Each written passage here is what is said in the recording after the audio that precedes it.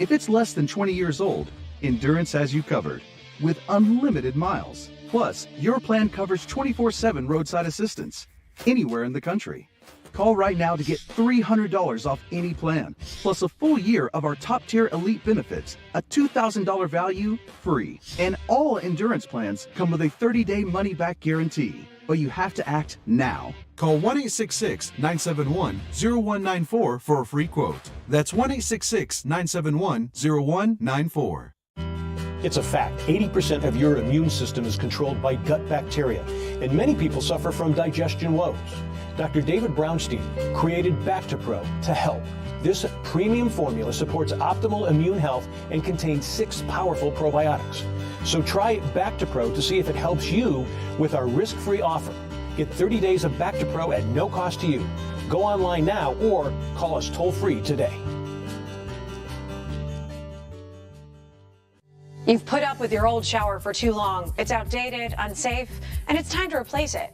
But why struggle with a lengthy shower remodel when Jacuzzi can do it in just one day? And there's no need to break a sweat or your budget. Right now, we're waiving all installation costs, plus offering 0 interest and 0 payments for up to 1 year. So you can finally convert your old bath to a safer, easy entry shower, complete with a custom seat, grab bars, and slip-resistant floor installed in 1 day. My overall experience with Jacuzzi has been wonderful. Everything was customized to the way I wanted it for the price that I wanted to pay. I've had a great experience from start to finish. Don't take matters into your own hands. Do it the smart way. Give Jacuzzi Bath Remodel a call. Call or go online now to jacuzzibathremodel.com. We're waiving all installation costs, and there's no interest and no payments for up to 1 year. Go to jacuzzibathremodel.com or call 800-990-3162. That's 800-990-3162. Call now.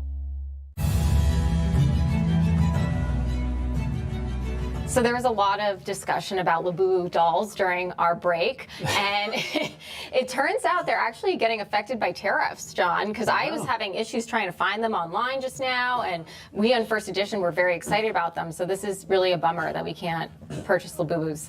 And on that note, I'll say thank you, Mr. Trump, for your tariff to stop Labubu. There's only one way I would accept this. If they actually created a John Burnett Labubu. Oh. Right? Or and Donald Trump. Millions of Americans and women around the world had a John Labubu. That's the only way I would approve it. Yes, that would be And on that note, that's the end of the show. Apologetics on major issues so you can know your faith. Watch the John Ankerberg Show, weekdays at 4 on the Dove TV, encouraging and informative.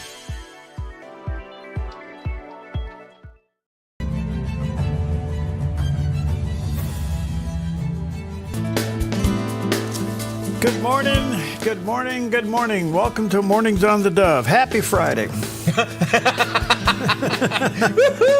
Just wanted, did that wake you up? Yeah, that's a nice surprise to wake up to. There you go. Yeah. Good morning to you. Happy Friday. Welcome to Mornings on the Dove, where Jerry Bilden pretty much says what he wants and gets away with it. And celebrating Friday. Celebrating thank Friday. you. Well, anyway, happy Wednesday. Yeah, it's Wednesday. Yeah, we're pushing it. Anyway, good morning to you. A lot in the news. There always is. The weather is absolutely spectacular. Mm-hmm. Fish in the river. I see boats going up the road. Yeah, there must be. Yeah, there's fish in the river, so I just thought I'd let you know. Thanks. Rub it in a little bit. Thank you. And got some great guests coming up, so looks like the morning's off to a roll. Hope you're having a good day. Remember, this is the day that the Lord has made, so He knew you were going to be here this day to do something. The question is, you have to find out what He wants you to do. Yeah. I can't tell you what that is, but you can figure that out. Yeah. Maybe He just wants you to get up and go to work. Well, that could be. There's a lot to be said for that. You ever thought about worshiping God with your work? That's an interesting approach. Yeah. Well, think about it. Yeah. If you do what you're called to do with excellence, that's worship. Right. Okay, that's my first sermon of the day. All right. Good morning. What do you got? Well, you want to do something else? What? Hug your cat. Give me a break. I knew this was coming. National Hug Your Cat Day. Now, that is if you have a cat that is huggable. That's right. Huggable and willing to be hugged. Oh, I think they're different things, aren't they? Well, look, cats are nice. They're just not my pet. Okay. They're snottiest things on earth. I'm not going to touch it. I'm moving on. It is National Clean Beauty Day. Now, this is a way to encourage brands to develop clean and sustainable beauty products. But, you know, I look more at the other part of this, and that's what do these beauty products come in? A lot of them come in plastic containers. You know, single-use plastic containers. Yeah. We got to get rid of this stuff. Yeah, we got to figure out another thing. What I have a feeling was going to be an emerging business opportunity for a lot of people? Developing containers that are either biodegradable or environmentally friendly and getting away from plastics. When somebody clicks on that kind of thing, that's something that'll absorb in landfills and stuff, you're going to see a whole new business opportunity for a whole bunch of companies. Well, I am surprised with all. We can put people on the moon. Yeah, yeah. We can get them out of space with 10-cent rockets. You know, we're going to Mars. Yeah. You know, we've got all this other stuff. Why haven't we figured out a way to dispose plastic? Yeah, yeah. Or an alternative. Or an alternative. Yeah, but something there's so that's much plastic-like, that's something that will degrade. Yeah. Well, that would be somewhat paper product, but in the meantime, there is so much pollution with plastic. Why can't we figure out a way? You know, we tried melting it. That gives off a gas. Right. Can you filter the gas? I mean, come on. Yeah. We're America. We should figure this out. And now we have this new term that we never even heard of until recently. It's called microplastics. Oh, yeah. Microplastic. You know what they're warning you about now? You know, plastic drinking bottles, you know, that you get don't leave them in your car. They get hot. You got microplastics in your water. Yeah. Yeah, so, that's true. And they're saying, you know, be careful. You leave that bottle in your car when it's sitting in the sun, and you come back out and it's like 200 degrees in your car. It's breaking down the bottle. There you go. Oh, well. Oh, well. Moving on. Yeah. Oof. The National Safe Day. All right. It's a reminder for all gun owners to make sure all your firearms are secured, especially from children. This is a day for accident protection. Hold on. Let me see if I'm on safety. Yeah, please. Yeah, get it on safe. Yeah, I'm on safety.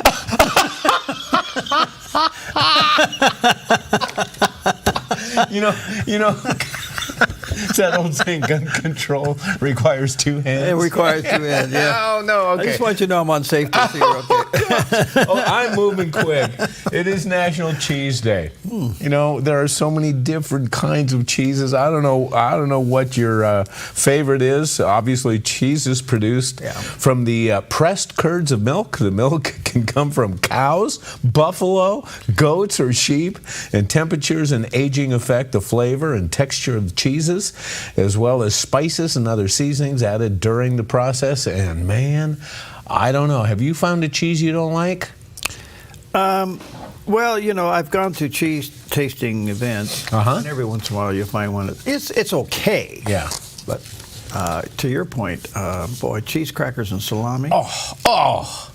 Yeah, a little fruit on the side, a little grape or something. Yeah. Oh, my goodness. And, you know, the other thing about cheese, you know, it's not only just wonderful on its own, but, you know, and simple, like on crackers and stuff, but in your dishes, in some of the favorite foods that you make, even in some, you know, well, cheesecake, even in our desserts. Yeah. Cheeses are very versatile. Very good stuff. Okay. You want some word fun? Yeah. Okay.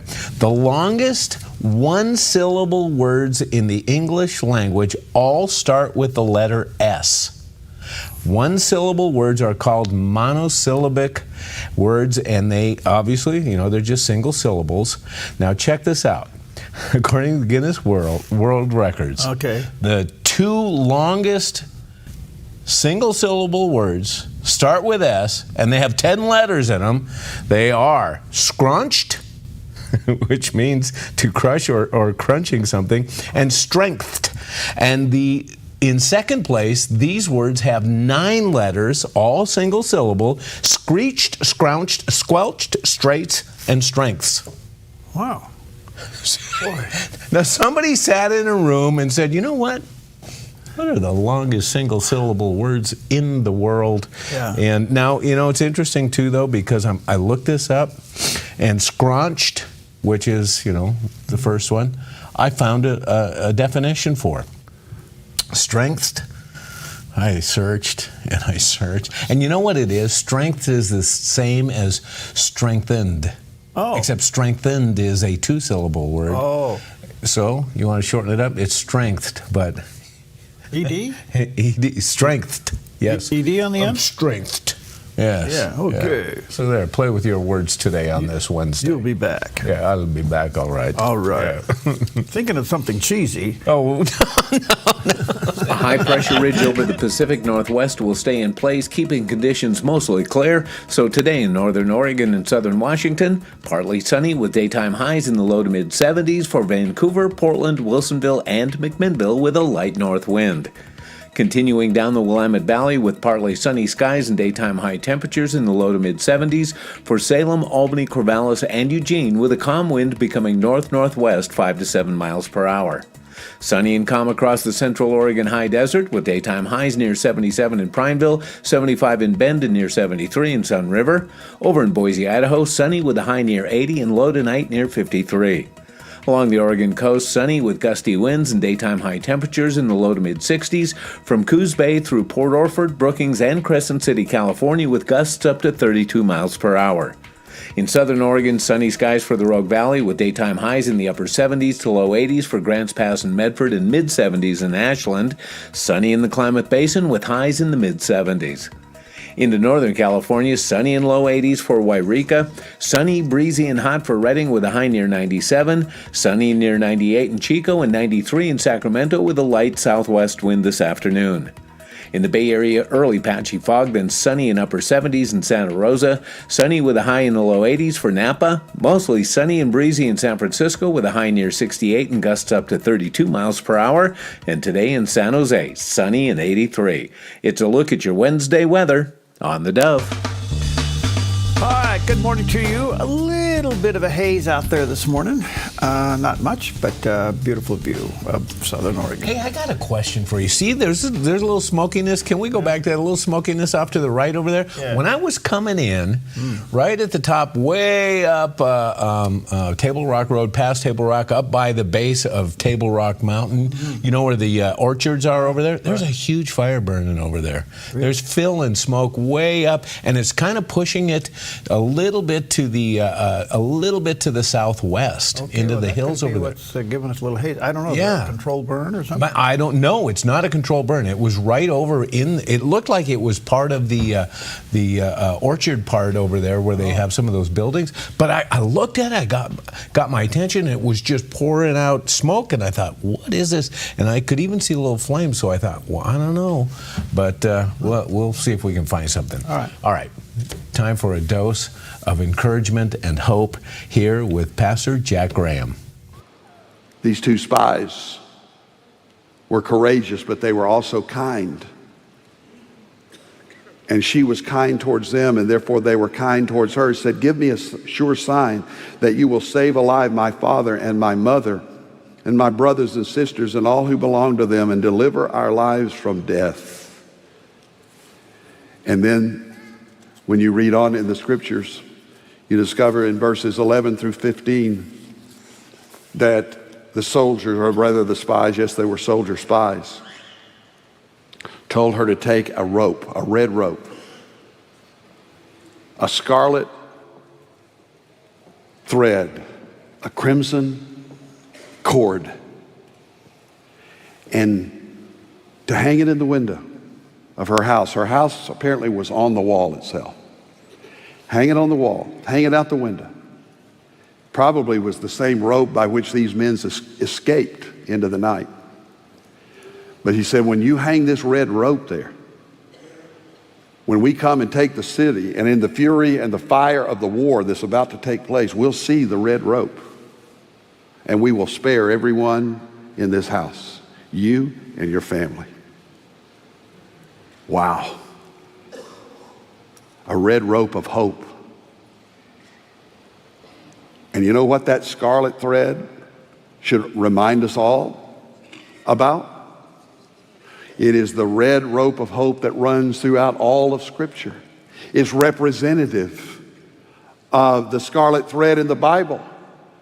The blood redemption and remission of sin that is the story of the Bible. I've said many times, cut the Bible any place and it will bleed. It is a bloody book, filled with blood. And all that blood started in the Garden of Eden when man sinned against God. The man and the woman rebelled against God, and they killed an animal to cover their sin and their shame. And the blood began to flow because of sin.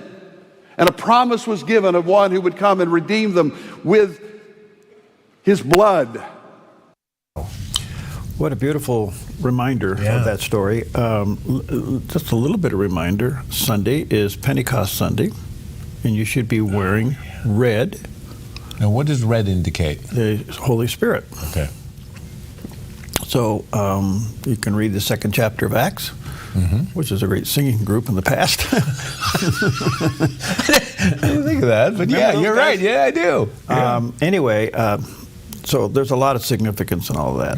The red scarlet thread, or the rope that hung, the red blood that's from Genesis to Revelation.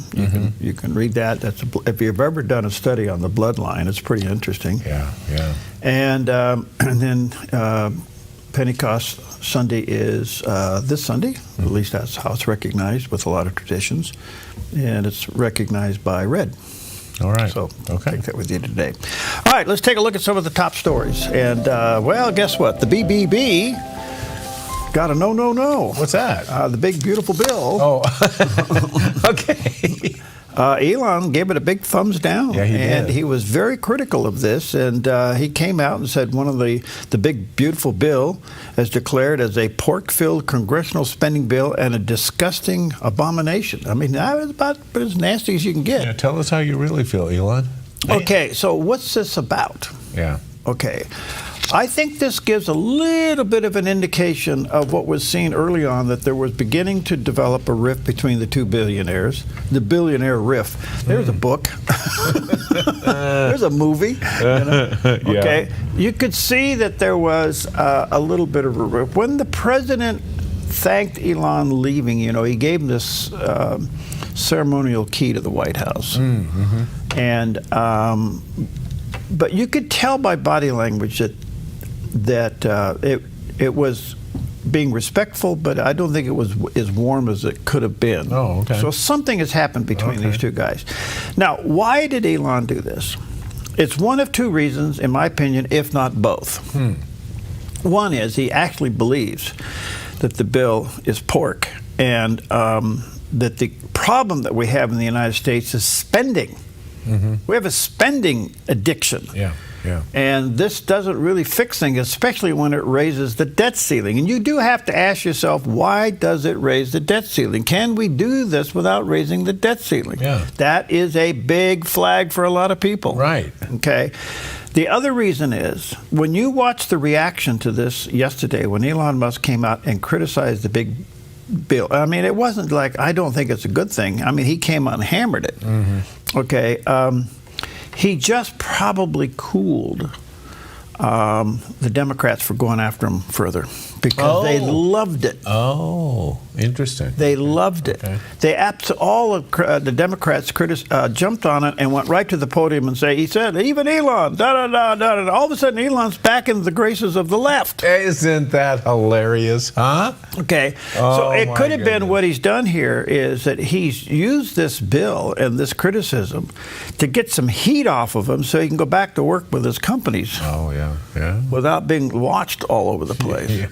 So I think it's a little of both. But anyway, it was a tough day for the White House yesterday.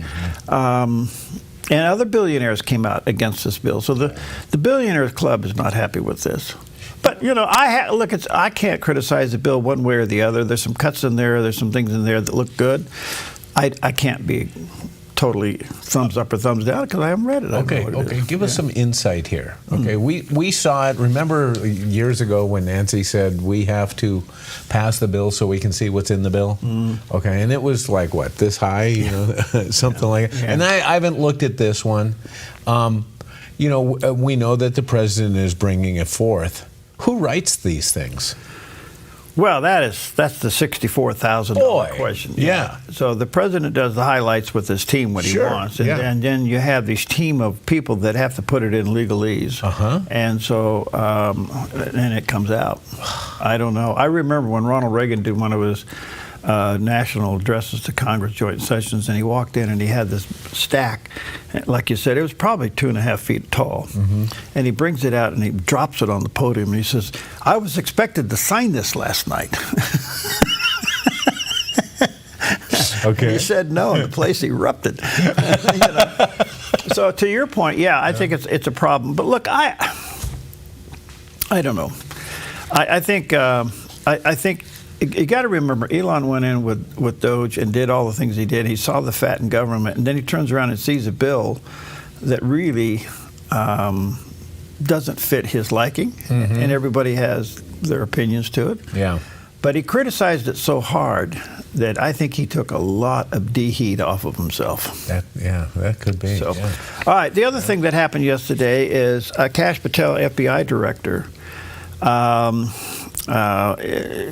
has given knowledge that he charged 2 Chinese nationalists. Now listen to this one. Involving 2 Chinese nationalists who were charged yesterday with allegedly smuggling a dangerous biological pathogen into the United States. They were to study at the University of Michigan's laboratory and demonstrates a serious national security threat to the American food supply. Now, folks, if there ever is a reason for us to wake up about China, this is one of them. And one of the ways that China has infiltrated the United States is through students. And so here come students, and they have this stuff. Can you imagine? Look what COVID did. Can you imagine if something got into our food supply? Oh, gosh. This is serious as a heart attack. So anyway, they caught him. And they're not having a good day. They're going to jail. All right, so in the meantime, we've all wondered about what's going on with these rogue judges. And yesterday they started a hearing. The Senate Judiciary Subcommittee on Federal Courts Oversight Agency Action and the Federal Rights delivered opening remarks yesterday in the Senate Judiciary hearing. Now, who heads this up? Ted Cruz. I thought if you have time and you don't, that's fine. You can go watch this online. It got pretty heated. Okay. Senator Kennedy, John Kennedy, he was doing his thing, going after some of these so-called legal professors there, sitting there trying to explain all this nonsense. And the conservatives, and then there is Cory Booker. He thinks he's the next candidate to be president of the United States, and he's jumping up and down, all this and that. But in order to set all that aside, I asked Alice this morning, can you get me the opening statement of Senator Cruz opening this judiciary hearing on federal judges? Because this explains the problem. Here it is. Our country is facing a constitutional crisis, a full-blown judicial assault on the separation of powers that strikes at the very foundation of the republic. What we're witnessing is the rise of judicial lawfare from the bench.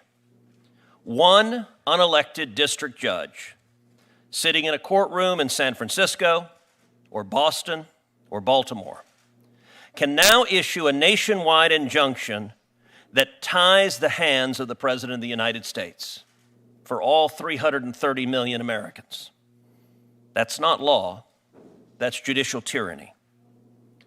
President Donald Trump was elected by over 77 million Americans with a constitutional mandate to govern. These district judges, they were not elected. They were appointed by one individual and confirmed not to legislate, not to govern, but to apply the law. And yet, far too many of them have abandoned that role. They've stepped off the bench and into the political arena, issuing sweeping edicts that impose their policy preferences on 340 million Americans.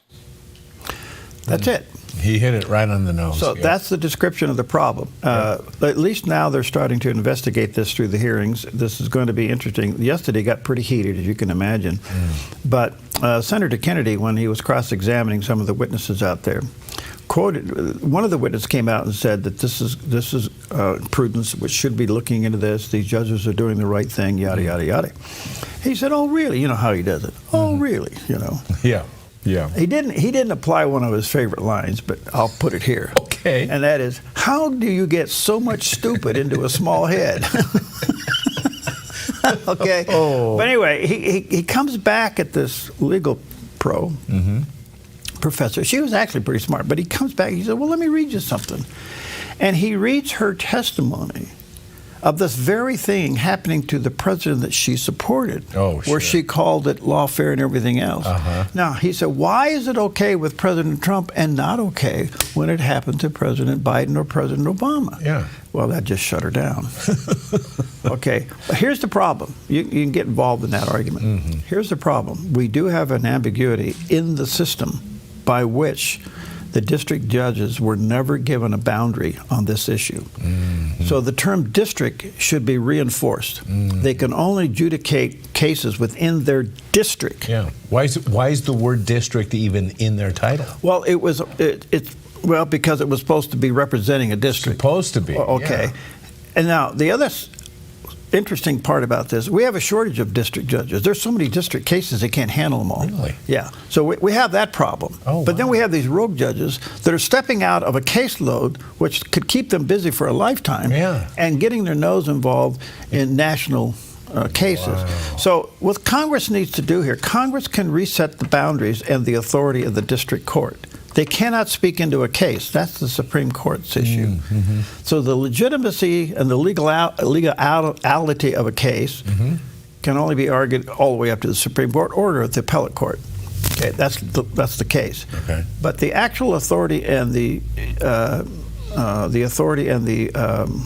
I guess the district definition can be now redefined by Congress, and they have the power to do that, and they should. Well, I hope they do. Yeah. Yes.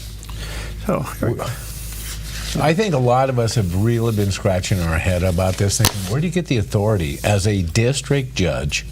How big is your district? You know, and I think that word has really stuck in a lot of people's minds, is that it just seems really far-reaching, way beyond their scope of authority. I think we don't understand something. I wish I could. Maybe I ought to talk to Dr. Kevin Lehman, my good friend Kevin. I should call him up. I say, Kevin, I need to ask whether or not if he could objectively, psychologically come on the show and explain to us how people with common sense can hate somebody so much that they're willing to okay things that are crazy. Right.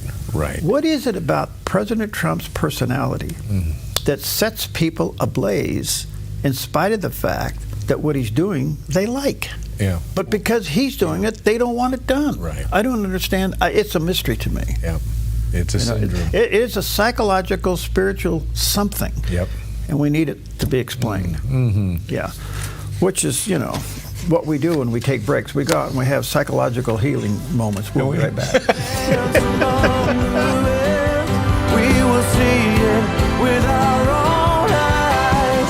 Out of this darkness, new light will shine. Chris Silva understands your home and your commercial buildings are two of the largest investments most people make in a lifetime. One is for your family, the other is to support your family financially. That is why Chris Silva Painting goes the extra mile to protect both homes and commercial buildings with proper painting preparation and high-quality primers and paints. Serving Southern Oregon since 2006, this family-owned and operated business has painted over 1,000 homes. Chris Silva Painting offers an industry-leading 5-year warranty that covers materials and labor on all painting projects work for both residential and commercial buildings, both interior and exterior painting. Chris and his crew are courteous, they are efficient, organized, timely, and clean. Chris Silva Painting also offers military discounts. At Chris Silva Painting, our mission statement is to bring Christ's heart and principles to our customers and our job sites. We do that with honesty, integrity, and hard work. We don't cut corners, we paint them. CCB number 176097. Chris Silva Painting, 541-890-3960. Clean water is essential to your good health.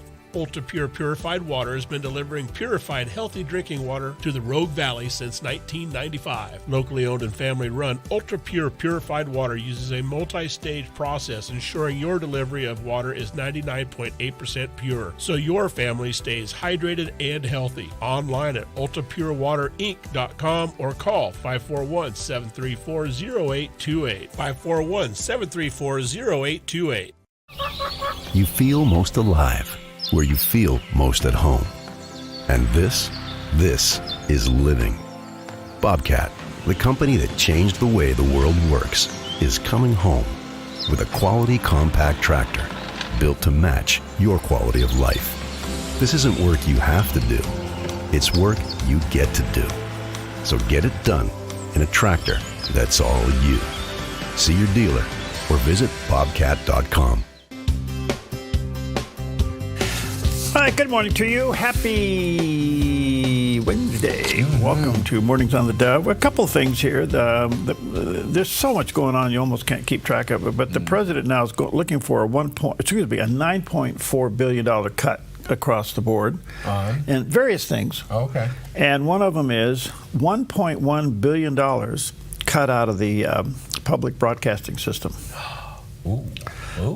This is going to be big. NPR and PBS, it's the center of his broader clash cut with majority cultural institutions. So he has formally asked Congress to take back $1.1 billion. It is set aside for all public broadcasters over the next 2 years.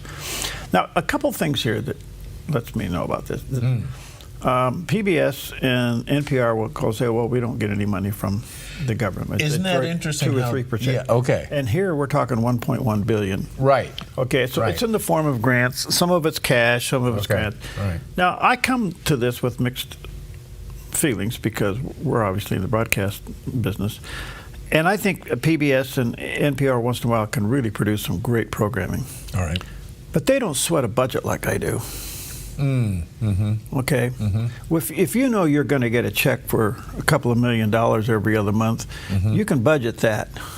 Okay? But the rest of us broadcasters, we have to budget on sales or support. Yeah. And that is, there is no pattern to that. It's up and down. It's like this all the time. And so I think that, I want to say this carefully, NPR and PBS should be able to compete like the rest of us. Yeah. Go out and do it. Okay. You sell ads. You get supporters. All right. You do it the way the rest of us do. We don't get any government grants. Right. And we can make it. That proves that you can too. Yeah. I think for a lot of people, I think it boils down to a fairness issue, because if you're taking public money, you're taking money from Republicans and you're taking money from Democrats. Okay, you're getting it from both sides. So shouldn't you have some neutrality in your approach to broadcasting? That's the other issue. Yeah, and the other issue is that they have become extremely biased. Oh, totally. Yeah. So. Anyway, it looks like they're on the chopping block. We'll see what happens. I hope so. But they have access to grant money that we don't in their facilities. I mean, I shouldn't, I say I'm envious. Yes. I mean, that's probably a sinful thing for me to admit. Well, but I walk into their studios and I go, man, this is the best that money can buy right there. But you bring up a good point, Perry, when you say, they say we only get, what 1%, 2% from the... But then they cry foul if they threaten to lose it, right? Yeah. So why is it so important if that's the actual case? Well, look, I think what did them under was their president failed that interview massively in front of the congressional hearing. Yes, and it was obvious what's going on. Right. Now, the flip side of this, some backyard praising. Klamath Community College, right here in our own backyard, Klamath Falls, can now offer 2 4-year degrees. They've been approved. 2 4-year applied bachelor's degree. Bachelor of Science in Nursing. By the way, their nursing school is considered one of the best in the country. And a Bachelor of Applied Science in Business Management with the emphasis on salon management. This is quite a deal for a community college to be bumped to this level to offer 2 4-year degrees. Now, Klamath Falls is an interesting place.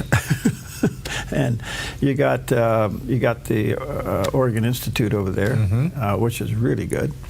And then you have this community college now growing and coming. So I just want to say congratulations. This is good. So it's good for the community, good all the way around. And for those who want to go to nursing school, especially in our own backyard, hop over the hill and sign up and go. Yeah, absolutely. There you go. All right, let's take a look at the satellite image. Here's what's going out there. Severe clear, according to Oh, cheesehead here. Thanks for that.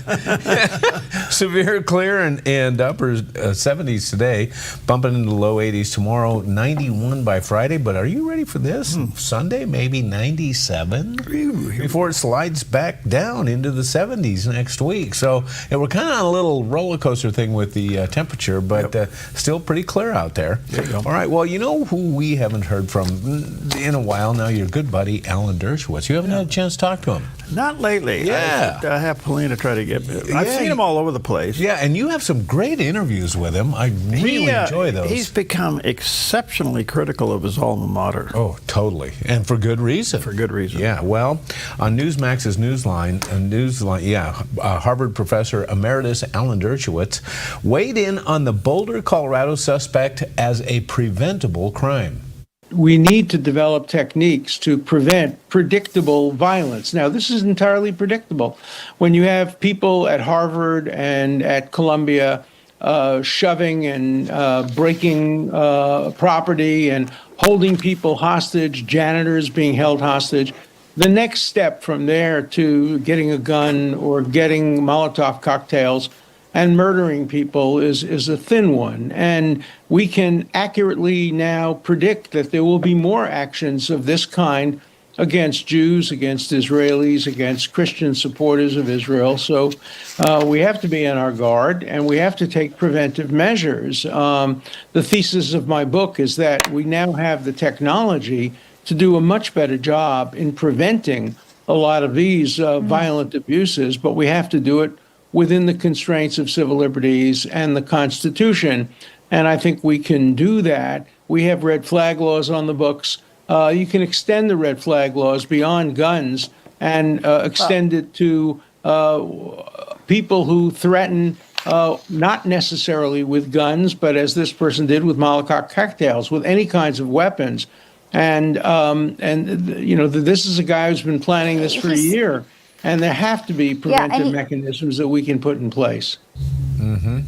He makes a good point. It's not a very large step to go into violence from where they've been, and actually, you know, they've been more than bordering on it anyway.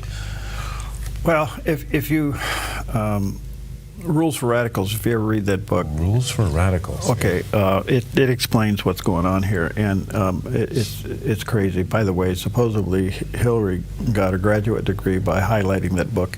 Oh. But it basically tells you that you create chaos, and then you come along as the solution to chaos. But the book also talks about you create chaos on college campuses and all these things, and then when it's being put down, then it'll be called authoritarianism by the person who puts it down.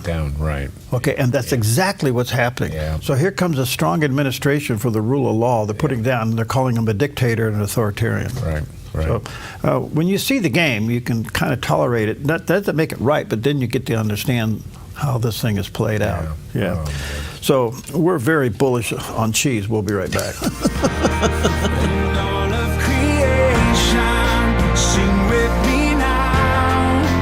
Lift up your voice and lay your burden down. Want a great way to impact your day? Get the Dove's The Word for You today. An excellent daily devotional that will leave you inspired, blessed, and closer to the Lord. It's free for you from the Dove TV. Go to thedove.us to get yours. Finding that next great series to binge watch is fun, but your neck, shoulders, and body don't count that as me time. Hi, I'm Tamara Miller, owner of Organic Element Spa, and I invite you to put down the remote, get off the couch, and schedule yourself some real me or we time with your favorite service, like one of our many massages, couples massages, or facials. Your health, safety, and comfort are always top priority with us at Organic Element Spa. We can't wait to see you. Book your appointment today. Come fall in love with Northridge Senior Living, where contemporary sunlit interiors meet old world elegance.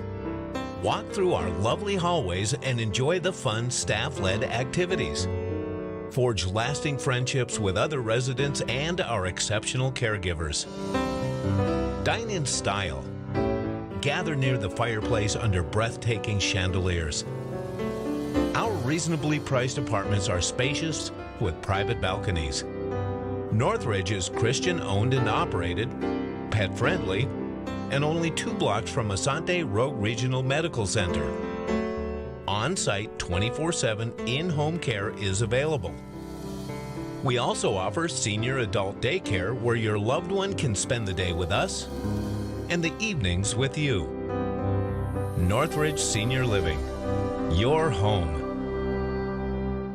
Washington Watch with Tony Perkins. Every weeknight covering current events, issues of faith, family, and freedom. Tony is president of the FRC and your leading source for what's really happening in our nation's capital. Weeknights on the Dove TV.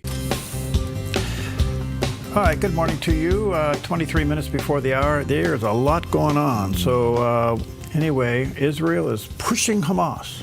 Are they getting to the end? Well, let's check in with CBN News Watch. This is CBN News Watch. And we begin in the Middle East, where Hamas is facing major threats, not only from Israel's military offensive, but from the new humanitarian aid program in Gaza. In just over a week, the new plan has distributed millions of meals to hungry Gazans, and it's weakening the power Hamas has held over Palestinians in Gaza. Chris Mitchell brings us the story from Jerusalem. On Tuesday, IDF spokesman Brigadier General Effie Dufresne said Hamas is steadily losing control over Gaza and its people. Dufresne also released a map showing how the IDF is controlling more ground in Gaza. We are delivering major setbacks to Hamas and pushing the terrorist organization closer to collapse. As a result of our military operations and the pressure we are applying, Hamas is losing its grip on the population in Gaza and its control over humanitarian aid. The new distribution centers run by the Gaza Humanitarian Foundation, or GHF, provide aid directly to Gazans, bypassing Hamas, who has systematically stolen, hoarded, and sold international aid throughout the war. This initiative is proving effective. Gazan residents are coming to the distribution centers to receive the aid. The civilian population of Gaza understands that Hamas is not taking care of them. On the contrary, Hamas is actively trying to prevent them from receiving the aid. Gaza is an active war zone. It is deadly, it is unpredictable, it's unstable. But amidst the chaos, people are hungry and someone has to feed them. And that's what the Gaza Humanitarian Foundation aims to do. On Tuesday, the GHF announced Reverend Johnny Moore is taking over as its new executive chairman. Our technical experts have built a secure and scalable model that works inside an active war. It's not just remarkable, it's proof that humanitarian delivery doesn't need to be slow, it doesn't have to be dangerous, and it doesn't have to be politicized. And it can be done without trucks being seized, without mass diversions of aid, and with as much security as is possible in an active war zone. Over the weekend, international media reported the IDF killed dozens of Gazans coming to receive aid at the GHF distribution centers. Those reports turned out to be false, leading one news outlet, the Washington Post, to retract its story. The White House criticized media coverage of Israel, specifically calling out the BBC. Who had multiple headlines. They wrote, Israeli tank kills 26, Israeli tank kills 21, Israeli gunfire kills 31, Red Cross says 21 people were killed in an aid incident, and then, oh wait, they had to correct and take down their entire story, saying we reviewed the footage and couldn't find any evidence of anything. Oh. Okay, so we're going to look into reports before we confirm them from this podium. For the first time in more than a year, terror groups in Syria fired 2 rockets into Israel. The IDF responded with a series of airstrikes saying, quote, the Syrian regime is responsible for what is happening in Syria and will continue to bear the consequences as long as hostile activity continues from its territory. On the Iranian front, Ayatollah Khamenei rejected the latest U.S. proposal and insisted Iran would not abandon its uranium enrichment program. Chris Mitchell is with us now from Jerusalem. Chris, we'll talk more about Iran in a moment, but let's talk about Hamas first. What are some of the signs showing that Hamas is losing control? Well, Charlene, just in the last couple of days, has kind of actually been a major sign. There's a clan in the southern Gaza, and led by a man named Yasser Abu Shabab. And he made a historic declaration, judging from what's happening in Gaza, where major families and clans in southern Gaza, for the first time, they're saying to Hamas, enough is enough. Hamas has brought only blood and ruin, and it no longer represents us. And they hold Hamas responsible for what the devastation in Gaza, and they demand an immediate end to Hamas rule. And they call what they're calling for a national Palestinian conference to form new leadership. And so what this means, Charlene, is not only do you have Hamas being defeated militarily and more land being taken over by the IDF, but you have this new humanitarian aid bypassing Hamas and taking away what they have sold for funds and what they have used to control the population. So it's really a major sign that maybe Hamas has its back to the wall, and maybe in the future, in perhaps the near future, just represents serious threats to the rule of Hamas in the Gaza Strip. Yeah, I think from what I read on this is the one thing that President Trump doesn't seem to be sticking his nose into. Yeah. And they have to finish this Hamas thing out, so we'll see how this all works out. All right, let's check out the weather with the guy that does a pretty nice job. A high-pressure ridge over the Pacific Northwest will stay in place, keeping conditions mostly clear. So today in northern Oregon and southern Washington, partly sunny with daytime highs in the low to mid-70s for Vancouver, Portland, Wilsonville, and McMinnville with a light north wind. Continuing down the Willamette Valley with partly sunny skies and daytime high temperatures in the low to mid-70s for Salem, Albany, Corvallis, and Eugene with a calm wind becoming north-northwest 5 to 7 miles per hour. Sunny and calm across the central Oregon high desert with daytime highs near 77 in Prineville, 75 in Bend and near 73 in Sun River. Over in Boise, Idaho, sunny with a high near 80 and low tonight near 53. Along the Oregon coast, sunny with gusty winds and daytime high temperatures in the low to mid-60s from Coos Bay through Port Orford, Brookings, and Crescent City, California with gusts up to 32 miles per hour. In southern Oregon, sunny skies for the Rogue Valley with daytime highs in the upper 70s to low 80s for Grants Pass and Medford and mid-70s in Ashland. Sunny in the Klamath Basin with highs in the mid-70s. Into northern California, sunny and low 80s for Wairika. Sunny, breezy, and hot for Redding with a high near 97. Sunny near 98 in Chico and 93 in Sacramento with a light southwest wind this afternoon. In the Bay Area, early patchy fog, then sunny in upper 70s in Santa Rosa. Sunny with a high in the low 80s for Napa. Mostly sunny and breezy in San Francisco with a high near 68 and gusts up to 32 miles per hour. And today in San Jose, sunny and 83. It's a look at your Wednesday weather on the Dove.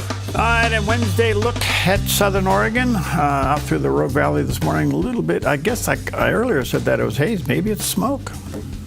From what you saw coming in this morning. It is. I'm telling you, it's a smoky deal out there. I'm not sure what's going on, but I'm going to look for it. So, anyway, you know, we love good rescue stories, and boy, do I have one. One of the greatest on a massive scale was completed on this day in history. What began as a desperate retreat became one of the most extraordinary rescues in military history. For 9 harrowing days, Allied forces, British and French, were surrounded, stranded on the beaches of Dunkirk under constant threat from Nazi German forces. But then came Operation Dynamo. Naval vessels, merchant ships, and an unlikely fleet of civilian boats, fishing trawlers, pleasure crafts, even lifeboats crossed the treacherous English Channel. Pilots of the Royal Air Force defended the skies above, while ordinary citizens became heroes below. By the time the evacuation ended on June 4th, more than 338,000 soldiers had been rescued, many plucked directly from the shore under enemy fire. It was not a victory in the traditional sense, but it was a turning point, a powerful symbol of courage, unity, and defiance. These fighting forces were not lost to the Nazis, but being rescued would later be able to take the fight all the way back to Berlin. Winston Churchill would call it a miracle of deliverance. Wow. I have watched so many programs on Dunkirk, and it's amazing. You know, regular folks in England, they get the call, get your boats, I mean little boats, and they're going across the English Channel, and they're going to rescue their army. Do we have that fortitude today? You know, that's a great question. Because, you know, you look back in history, young guys lied to get into the military to go defend this country, especially after Pearl Harbor. Yes. Okay. Yeah. And here you see it in the UK where they just, even citizens took their boats and went over and rescued their countrymen. Yeah. Pretty wild stuff. Very amazing. One other little military thing, our new U.S. Secretary of Defense, Pete Hegseth, he's kind of an interesting guy. He is a very interesting guy. He renamed the ship, but that's not this story. We'll come back to that. But he met with U.S. forces aboard the U.S. Navy destroyer in Singapore to just kind of encourage him. And there's a little bit of what went on. You are the ones that hold the line. You spend the best years of your life, your young years of your life in uniform, staying fit, staying ready, putting yourself willingly in harm's way for 330 million people who are a long way away. And I'm here to tell you that it matters a lot. We see it. We understand the challenges you face. I also pass a message from the president every time he wants me to let all of you know that from the Oval Office, from the White House, he has your back. He supports you, loves and appreciates what you do. He's charged me with taking care of you and your families. We're seeking peace. You can see that from President Trump. He seeks peace. He wants peace for us and our families at home. But the pathway to peace is strength right here. Got three. 1, 2, 3. Now I got to go put a tie on, have a lot of meetings. That stuff's important too, as we send the signal to our allies and partners. Hey, here in the Indo-Pacific, America's here and we're not going anywhere. We're here to deter adversaries who would seek us harm, the American people harm, or our interests. And I'll be doing that later on today. Outstanding. I love that. And enlistments are skyrocketing. Oh, for good reason. All right, we'll be right back. I'm going to go out and enlist Jerry in this.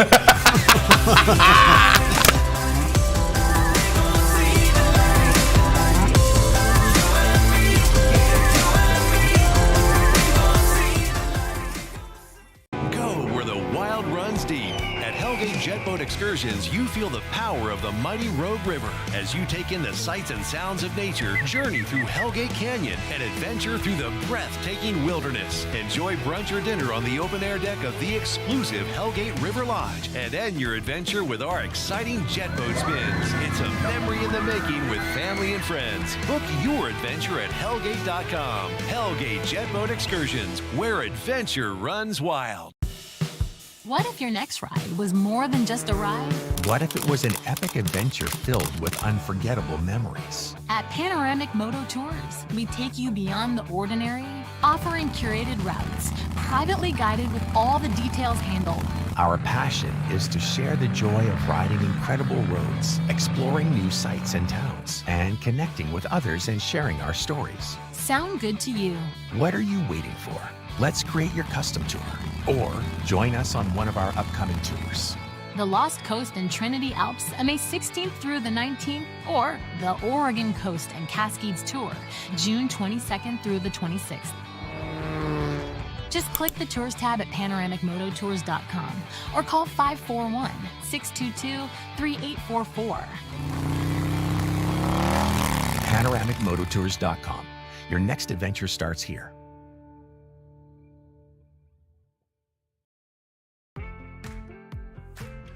From top home sellers in the Valley with John L. Scott. To making RV consignment effortless. American RV, where Team Toner gets your RV sold fast. God's eternal power and divine nature are seen in creation. But in a world blinded by darkness, the life outdoors is here to pull back the veil. The mountains don't lie. Truth leads to Jesus. Wake the wild within.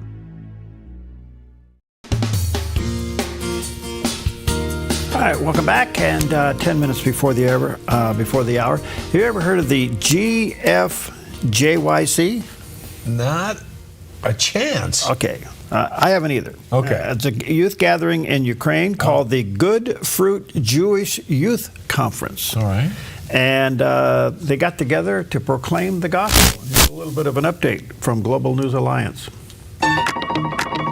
The Jewish Youth Conference Good Fruit has once again opened its doors to young people from all over Ukraine.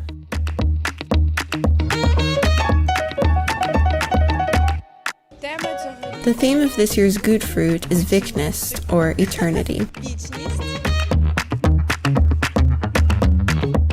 The atmosphere here is absolutely amazing. It's a time for renewal, a place where you can see all of your friends and relax both physically and emotionally.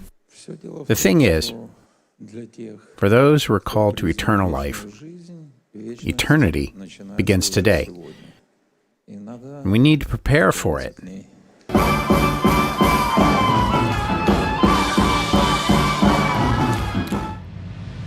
This year, the conference pleasantly surprised everyone with its unique decorations, a variety of seminars and activities, including a brand new format, the Evening of Honesty podcast.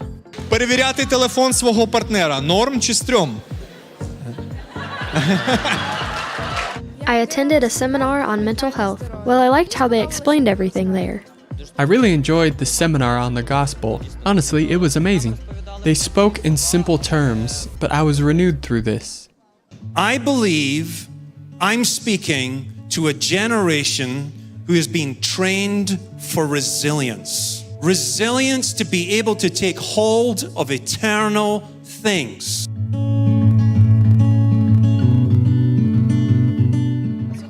This year, the words and sermons were so relevant, heartfelt, and provided answers to the questions I had before the conference. And God's presence, God's joy, so many amazing people, and we are all together praising God. This unity is truly, truly inspiring. Such a great vibe. It's like the Lord is working. The prayers are so passionate, the sermons are amazing, and the speakers are really interesting. I'm just in awe.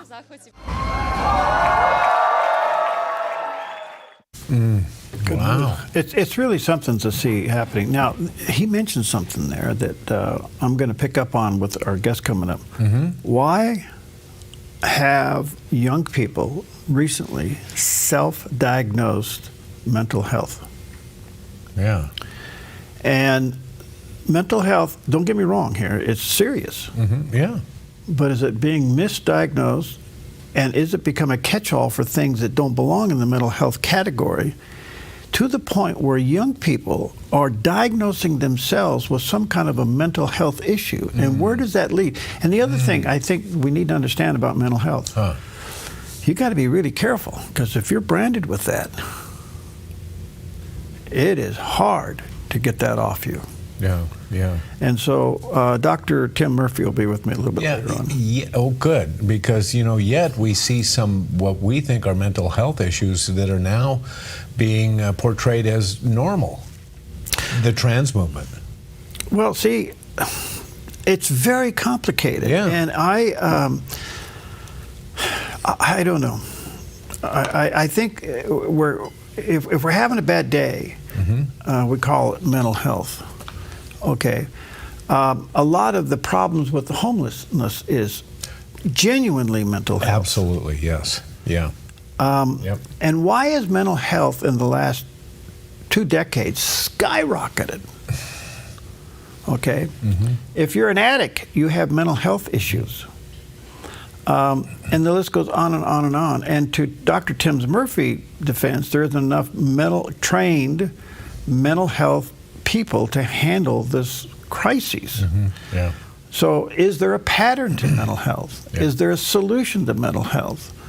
Can somebody get on the other side of mental health? Mm-hmm. This is a big deal. And my concern is the self-diagnosis of young people trying to figure out their problems and calling themselves that they have a mental health issue, or they want to learn more about it. I don't know. It's just it kind of got me on tilt, thinking, where is this going? Yeah. Is there what is the real issue here? Yeah. Well, is there any connection to? We know that in recent years we're hearing more and more about my feelings. It's my feelings. Well, aren't your feelings, totally controlled by your mental health? I mean, if you're going to rely on your feelings, you're standing on shaky ground. Yeah, I don't know.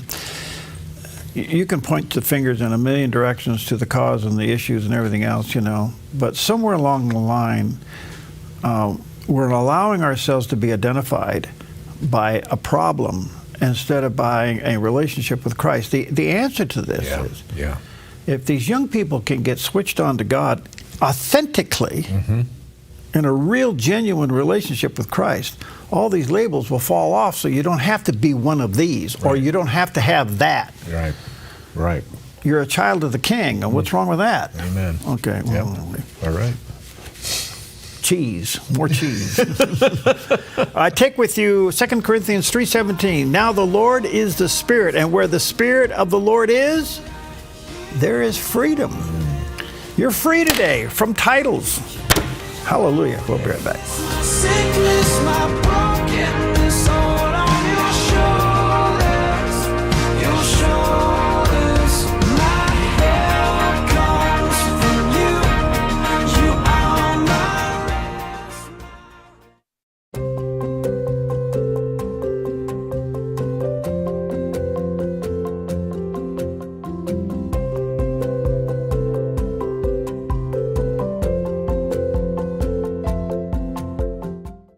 With the words, "Behold, a sower went out to sow," Jesus begins the legendary Matthew 13 parable of the sower about God's word and draws attention to the need for good soil in order to bear fruit.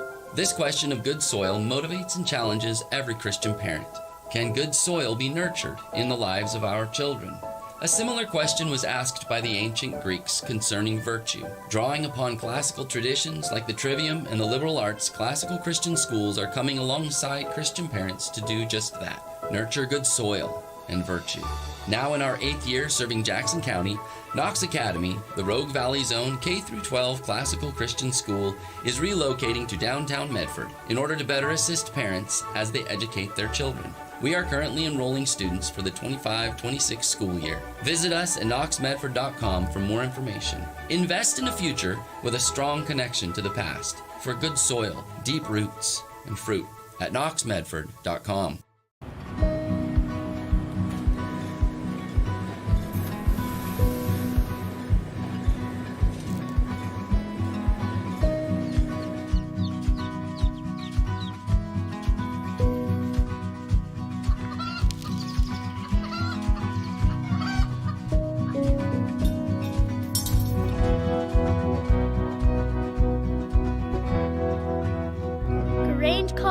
Where big ideas grow. Spring is around the corner and summer is on its way. With fire danger biting at its heels, flammable blackberries and underbrush will grow like gangbusters and sprout fire danger in no time. A wise property owner knows the best time to take care of fire danger is to extinguish it before it gets started. GMV Forestry LLC can help you protect your property with adequate fire brush clearing to fireproof a zone around your precious property. With over 35 years experience, GMV Forestry LLC has the knowledge, experience, and all the equipment you need to get the job done right, offering a wide variety of services like mulching, field mowing, snow removal, driveway clearing, ditch cleaning, gravel delivery and spreading, driveway sweeping, logging, and more. GMV Forestry LLC does it all, and they do it right. GMV Forestry LLC, the team you can trust. 541-660-6445. 541-660-6445. Piercing the darkness with the light of truth. Pathway to Victory with Dr. Robert Jeffress on the Dove TV. Encouraging and informative.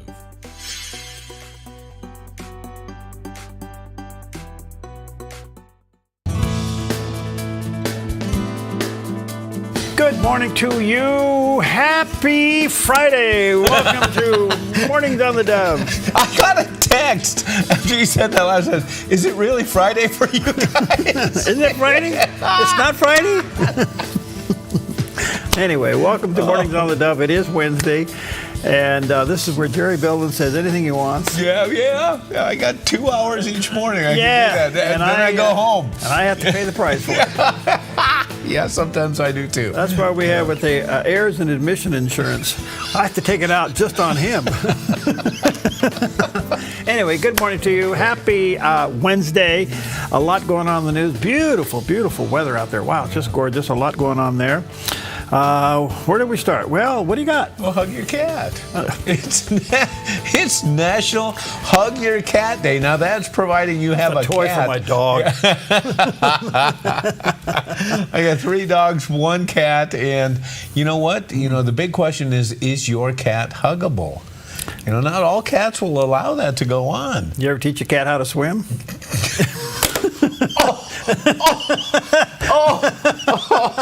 I'm moving on. It ain't easy. Oh, you know his email address. It's also, oh gosh, that's good. Oh, it is National Clean Beauty Day, and it really is a way of encouraging brands to develop clean and sustainable beauty products. But I also take it one step further, and they do too. It's sustainable about what you're putting it in. You know, we have so many single-use plastic containers being produced in this country and around the world. Yeah. You know, and we have these new terms now, microplastics. I know. It's getting into. In fact, we're getting plastics. It's getting so prevalent. We're getting plastics in our bodies now. So the oceans are filling up. Rivers, streams, lakes, so I think in this National Clean Beauty Day, I think that we need to look at the plastics that we put things in, and then is there going to be an emerging new business, a new industry by creating these containers that are biodegradable or much more natural, that we don't have to worry about them sitting in landfills for thousands of years. You know, you would think that would be a great business opportunity, don't you? Well, I have to tell you, we can put people on the moon, we can circle, we can orbit, we can take 10-cent rides up to the space station and bring some people home. Right. And we can't figure out what to do with plastic? Yeah. Yeah. I think it's some industry out there could figure this out on how we can destroy plastic without all the toxicity. And you know, that's the place that a lot of innovation comes from, is from business. Yeah. You know, it's like maybe somebody will find a way to make money on this. Well, you'd think we'd figure that one out by now. Yeah, I would hope so. But anyway, it's also National Safe Day. It's a reminder to gun owners to make sure all your firearms are secured, especially from children. And think of it also as a day for accident protection. So be very wise in that. Also, I just want you to know my safety's on. See, it's safe. It's Safe Day here. I'm going to watch what I say through the rest of the show. It is, we got something to eat. It's National Cheese Day. And, of course, if you wanted to get an encyclopedia of cheese, it would cover the alphabet and broaden your vocabulary, because I wonder how many cheeses there really are out there. And of course, it's produced from pressed curds of milk, and the milk can come from cows, buffalo, goats, or sheep. And temperature and aging affect the flavor and texture of cheeses, as well as spices and other seasonings added during the process. Do you like it bland and mild, or you like it big and flavorful and sometimes even a bit smelly? Yeah, you know what the interesting about cheese is? I wish you could buy a little of everything. Oh, yeah. But when you have to buy a big slice of something, you know, so I don't know. I like going to where you have little buffets and they have a bunch of cheeses. Oh, and then you can compare. Yeah. Did you go to the cheese show out here at the expo? No, I haven't done that. Yeah. Oh, yeah. You got to get there early while it's fresh. Yeah. Fromage and fruit. It's very good. All right. Let's a little word game here. We like words. We try to weave them together through the morning. And now we're looking at one-syllable words, and we're looking at the world's longest one-syllable words. There are 2 one-syllable words that actually have 10 letters in them, and all of the longest one-syllable words all happen to start with the letter S. The 2 longest are scraunched and strengthed. And then right behind it, you have these 9-letter, one-syllable words: screeched, scrounched, squelched, straights, and strengths. And those come in second place. So there's a bit of information that you didn't know, and you won't need to know in the future. Okay. Enjoy that. I remember the late Rush Limbaugh. He turned God into 3 syllables. God. Oh my goodness. Yeah. Okay. So this is one syllable, which is also 9 letters, 10 letters. Monosyllabic words. Yes, 10 letters. Monosyllabic. Monosyllabic, meaning one syllable. Well, that's our weather guy. He's one syllable. A high-pressure ridge over the Pacific Northwest will stay in place, keeping conditions mostly clear. So today in northern Oregon and southern Washington, partly sunny with daytime highs in the low to mid-70s for Vancouver, Portland, Wilsonville, and McMinnville with a light north wind.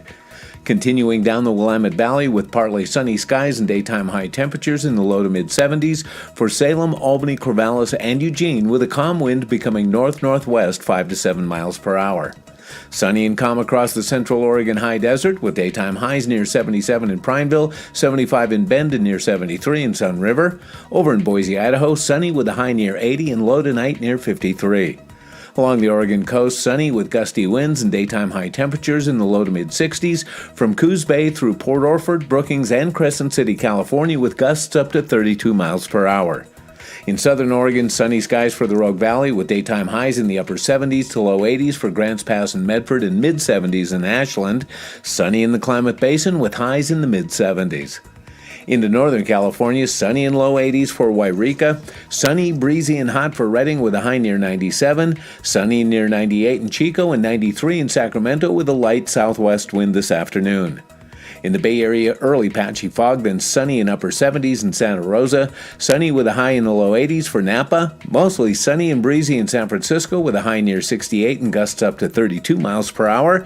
And today in San Jose, sunny and 83. It's a look at your Wednesday weather on the Dove.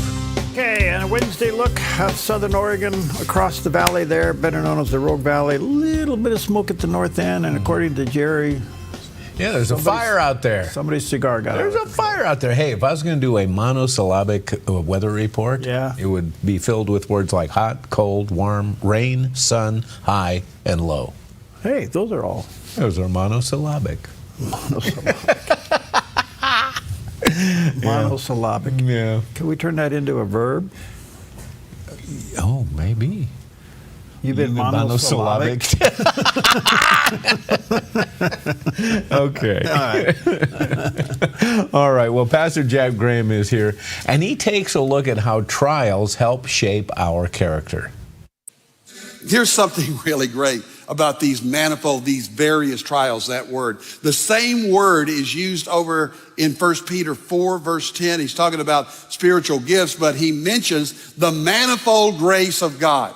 4:10 of 1 Peter. The manifold, multicolored, the various grace of God. So here's the point that I love to make. God has a grace for every grief. For every color of trial, there is a color of grace. And for every grace, there is a greater glory that is yet to come. So trials are inevitable, trials are individual, and trials then are instrumental. And we're going to park here for a while because trials teach us things. The curriculum of suffering and pain, this is where we learn so much. And so trials are instrumental in teaching us. They are instructive, in other words. So in what way? I've just listed some of the ways. I'll list them for you. God grows us through trial, especially our character and our Christian faith and development. Nothing develops character more than adversity in our lives. Well, amen to that. Yeah. Yeah. You know, Jesus said, in this world you're going to have them, but he said he's overcome the world. So anyway, all right, well, listen, interesting headlines yesterday. Let's take a look at them. And the big one that kind of hit the news and kind of rocked the boat a little bit is that Elon Musk has turned on the president for his BBB, the big, beautiful bill. He said, and it's pork-filled congressional spending bill, and it's disgusting, and it's a disgusting abomination. And shame on those who voted for it. Whew. That's pretty tough. Yeah. And so this is really interesting. Well, as you can imagine, the left jumped on this pretty hard and fast yesterday, and they used it to, go after the bill and all this. So the question is, what is it about all of this that got Elon Musk turned around? And Fox News, David Osman, he kind of summarized it, and here's what he had to say. Had Trump not spent 4 years already inside the swamp known as Washington, D.C., inside the Beltway, that he probably would have said the same thing about this bill, because a business person who's used to getting things done efficiently could only look at this bill and say it's the most inefficient piece of crap I've ever seen. I mean, it really is a horrible, horrible bill when you think of all that stuff that the politicians shove into it. At the same time, you have to think of what is worse for Republicans. And what would be worse for Republicans is if the tax cuts from 2017 time out and they end up with a tax increase on their watch, which would mean they would lose the midterms, and the Democrats would be totally in charge, or at the very least stop every single thing that Donald Trump wants to do. Ronald Reagan wrote something about deficits in 1984. He said, the problem is not the size of the deficit, it's the size of the government's claim on our economy. And the claim on the economy right now of the deficit is about 6% as a ratio of the deficit to GDP. President Reagan had a deficit about the same, about 6% of the GDP in 1983. By the time he left, after all his tax cuts kicked in, it went down to 3.1% of GDP. It was cut in half. Once you get those tax cuts coming in, the economy starts roaring, and the government becomes less of a factor in our overall economy than the private sector. That's the key. Okay, so he makes a good explanation there, but the battle of the billionaires continues, and I'm not sure. You got to understand about Elon. He rose to power and influence very rapidly. Yeah. I mean, from nothing to a billionaire and the richest guy on the face of the planet. So he doesn't have to play government games. He doesn't have to go through committees. Yeah. Okay, so and President Trump has that same kind of a background, but his first term he realized you can't push the ball this fast. You're dealing with 400 and something people. It's not going to happen. Yeah. So I don't know that much about the bill. I get bits and pieces of it. But I also think this is a golden opportunity for Elon Musk to say something critical of the president, kind of tongue-in-cheek. And it worked because the Democrats jumped on Elon Musk's defense yesterday. Yeah. Wow. And all of a sudden, the guy that they hated the most, they were defending yesterday. And I'm going, well, okay, maybe this is a little bit more taking the pressure off so I can continue with my life. Oh, yeah, yeah. You know, so anyway, we'll see how this plays out.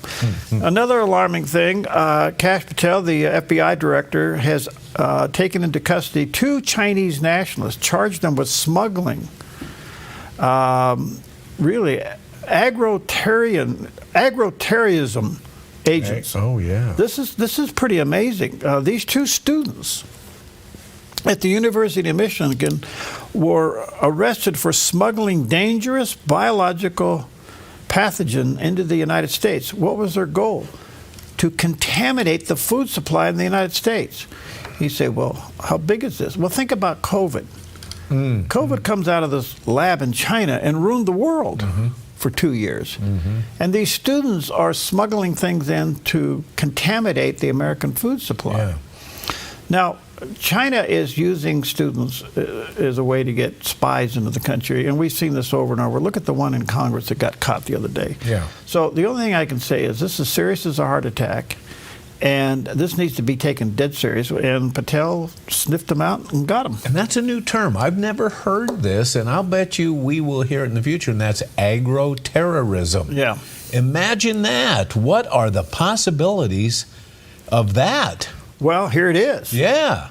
So what if they polluted GMOs? Wow. I don't know where you go with this, but if our food supply gets contaminated, what do you do? Right. And does this shed new light on what's going on with, we're seeing a lot of agriculture, a lot of farms and stuff being bought by Chinese near... Well, who was the governor yesterday? Was it New Mexico? She signed the bill that allowed China to buy land next to a military base. Right. Ag land next to a military base. I read that story and I go, are you lost your mind? Right. Right. Apparently she did. Yeah, it is Arizona Democrat Governor Katie Hobbs.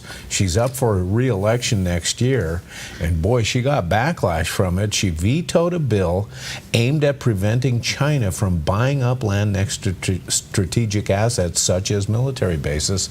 And so So we'll see if she survives that. I would hope, what time is that? We're already late here, but let me plug this in. We need to examine seriously what Missouri did. Missouri sued China for COVID.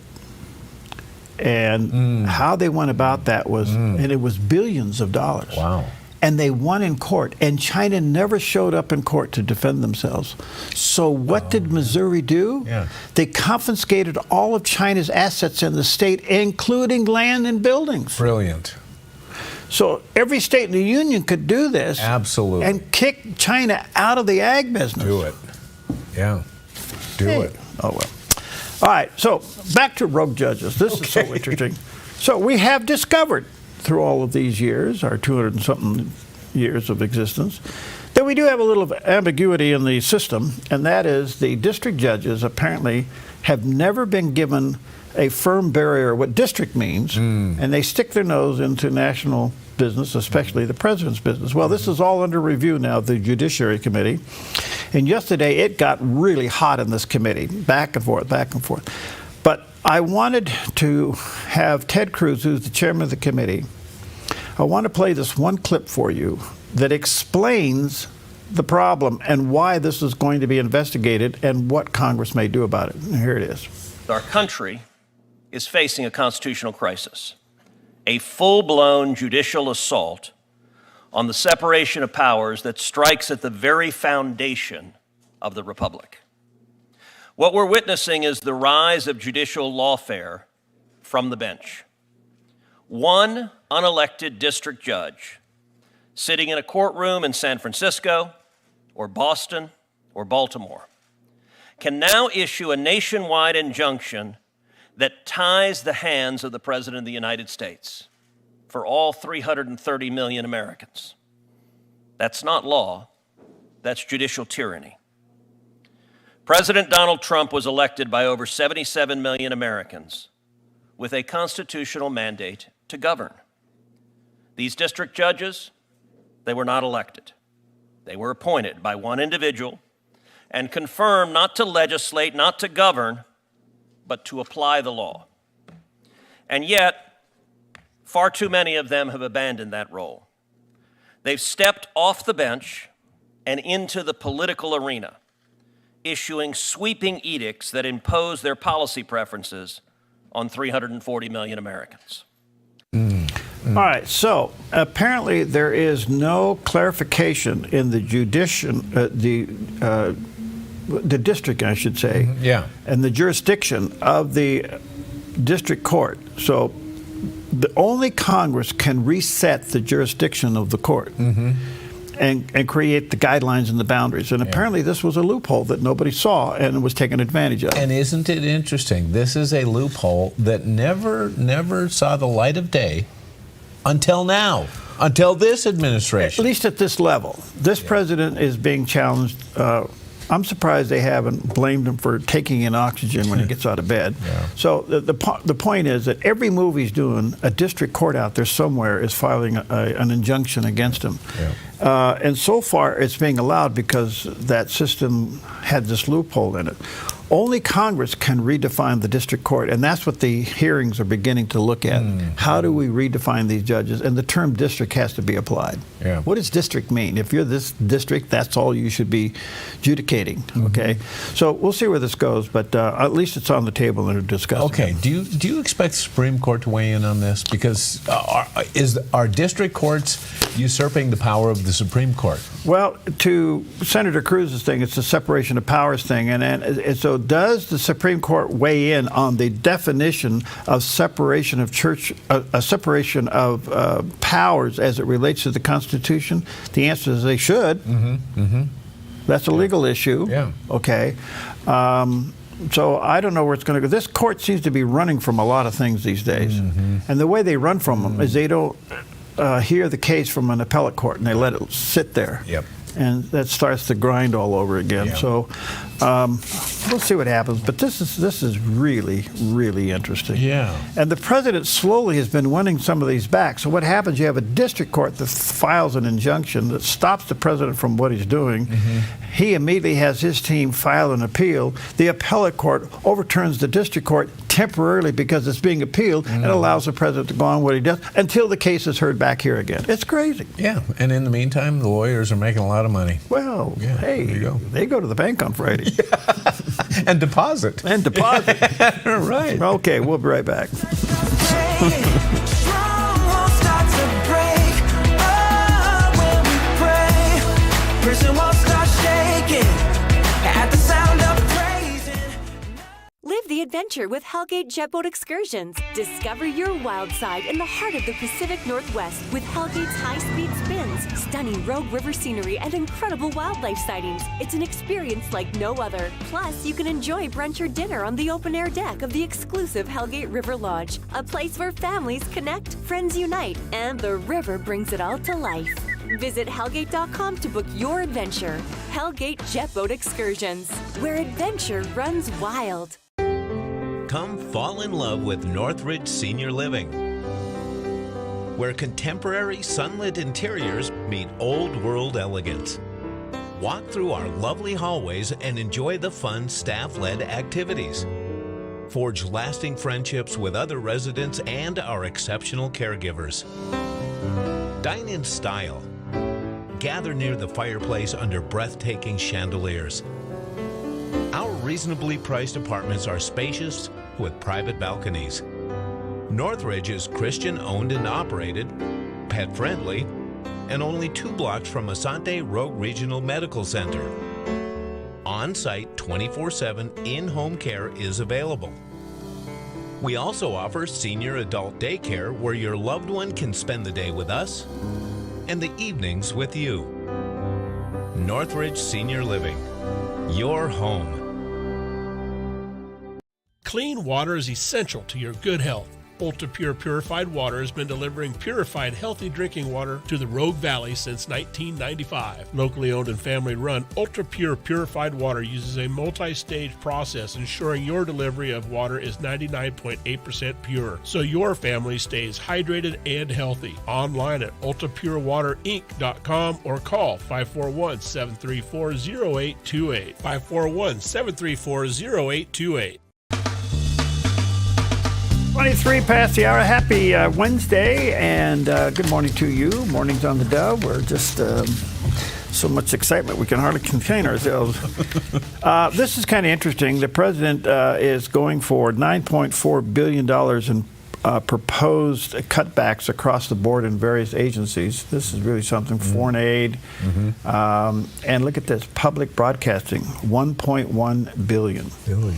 So he took yesterday as another step to place NPR and PBS at the center of his broader cultural institution cutbacks, formally asking Congress to take back $1.1 billion that has been set aside for public broadcasters for the next 2 years. Now, I come at this with mixed feelings because being a broadcaster, this is amazing to see. There's a flip side of all of this and that is that PBS and NPR at times has really wonderful programming. But what's getting them into trouble is it's taxpayer money that is given to them to really lean towards one bias about everything, and it's pretty much the liberal bias. And the president of NPR and PBS went before Congress, and she was totally embarrassed. She couldn't answer a thing. And it's true that they're biased. Okay.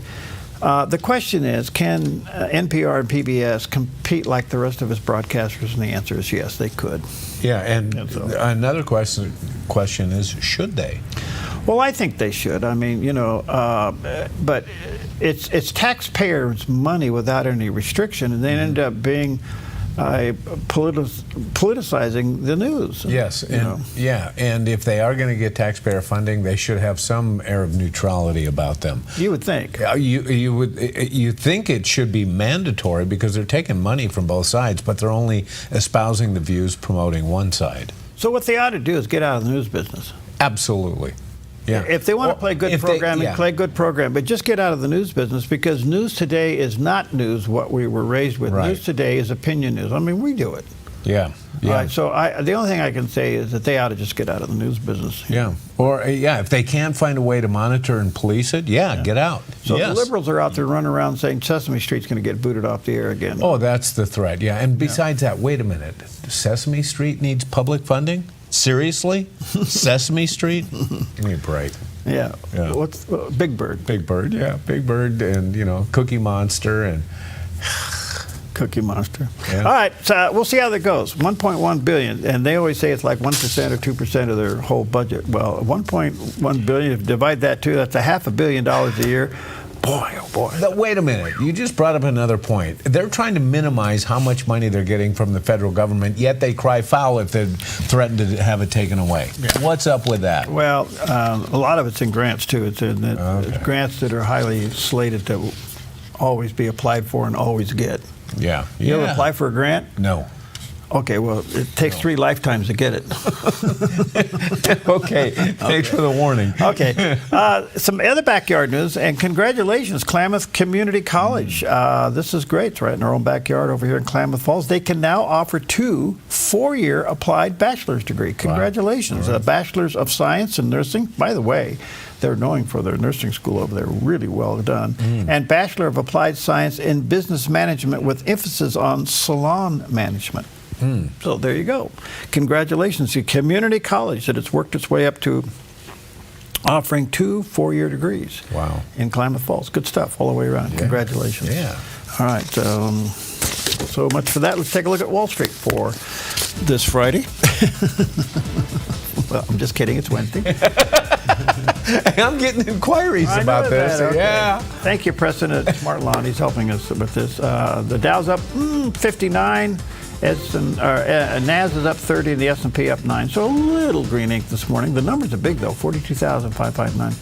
In the meantime, let's push gold up a few more pennies, 33.78. Silver's down, but actually up, $34.50 an ounce. That's pretty good. Crude oil, okay, it's up about 50 cents, $64.16 a barrel. Now, isn't it interesting how the word deportation, when used by Democrats during the Obama administration, even during the Clinton administration, that there wasn't a problem with it. But when a guy named Donald Trump started talking about it and doing it, it all changed. But on Tuesday's Newsline, Harvard professor emeritus Alan Dershowitz discusses the historical justification for deportation in a civilized society in relations to the attack in Boulder, Colorado. Well, it's amazing he didn't get a gun because so many illegals get guns. And remember, too, the deportation is one of the primary preventive mechanisms that I discuss in my book. It goes back to biblical times. We called it exile back then, but every society from the beginning of time has always tried to rid itself of people who they reasonably believe pose a danger to their society. Every country, every society has the right to determine who its members are. And that's why the courts will eventually uphold President Trump in his efforts to prevent violent students from coming into the country and violent people from remaining in the country. He's going to win those cases, although he may lose a few battles along the way, particularly by district judges who are selected and picked by the litigants. Okay, so there is a pattern. Think about this. They don't want to deport bad people. They want to turn them loose and give them all the bennies of this country. Yeah. And they want to empty the jails and the prisons of bad people. Right. So that is, you can put a lot of titles on that. Crazy fits best, but yeah. But that's the sociological battle that we're having in this country. It's good and evil, right and wrong. Crazy and sensible, that's what's happening. Yeah, and unfortunately in our country it's all getting clouded by who's doing it. Not what's really right and wrong, it's by who's doing it. I need to get counseling. Yeah. Maybe yeah, me too. I got to think about it. What? I do so much lay counseling, which I don't. Yeah. Don't call me. Right. Do you make a lot of money doing that? I should have. Sorry. Gosh. I don't have an invoice. I thought counselors. Yeah. I just had a little epiphany here. Okay. Maybe it's time for me to go to the shrink. Don't do it. Don't. What do you think about that? Don't do it. All right. I'll be right back. So I can live like I've been changed. There is a new song in my soul.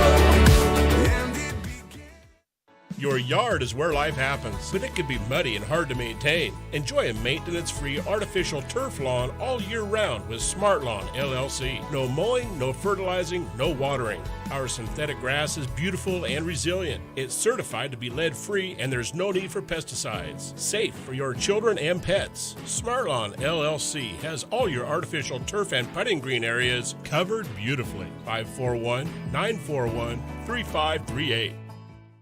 Welcome to Rise Direct Primary Care. Imagine a healthcare experience where you're known by name, cared for like family, and treated with compassion. How is that possible? With an affordable, flat monthly membership, you receive unlimited primary care and minor urgent care visits. No insurance needed. At Rise Direct Primary Care, we offer a friendly, affordable healthcare experience where you get a whole hour with your provider. Located in Central Medford and accessible by phone or text, we can typically get you in the same or next day. We prescribe urgent care medications directly from our office, saving you a trip and wait time at the pharmacy when you'd rather be at home getting better. Personalized medical care with a human touch. Rise Direct Primary Care is all about healing the sick with compassion and keeping the healthy healthy. Rise Direct Primary Care. We're here for you. Visit risehealthdpc.com or call or text us 541-827-8603. 541-827-8603.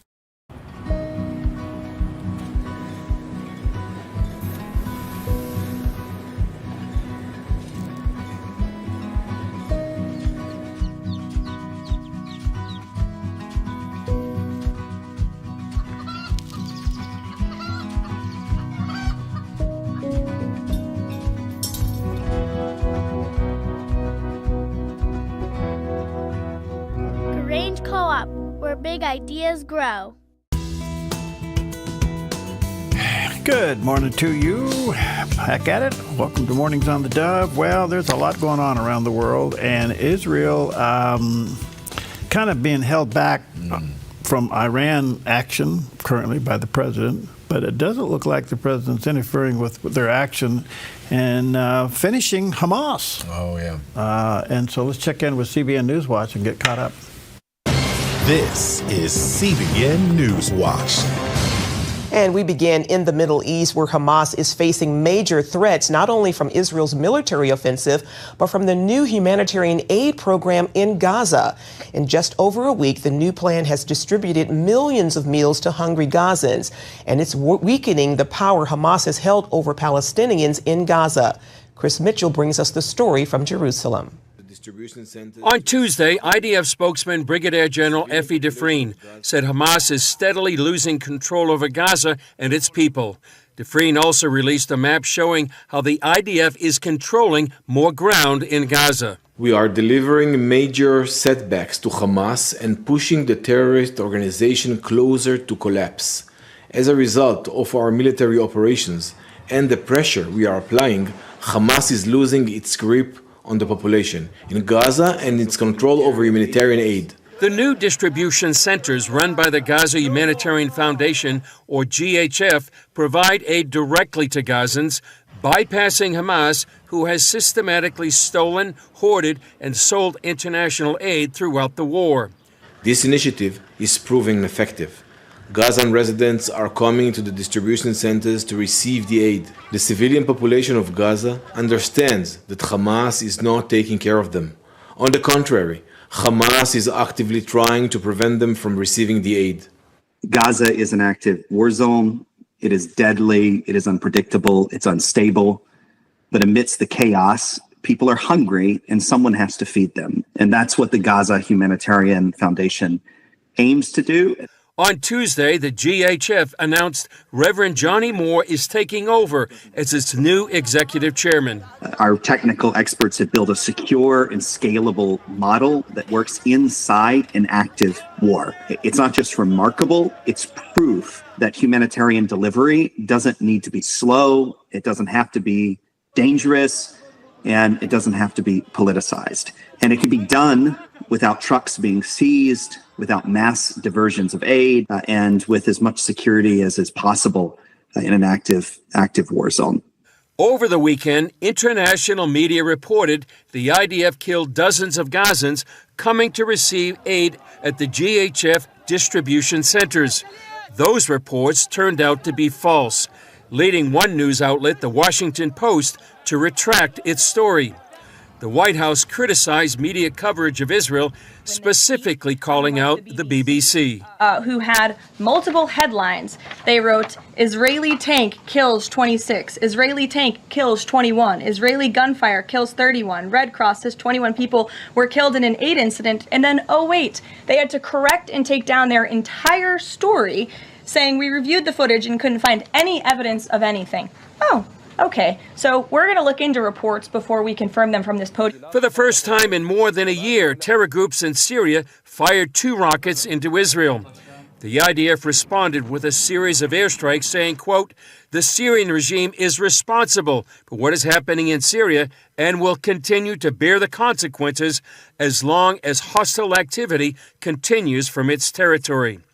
On the Iranian front, Ayatollah Khamenei rejected the latest U.S. proposal and insisted Iran would not abandon its uranium enrichment program.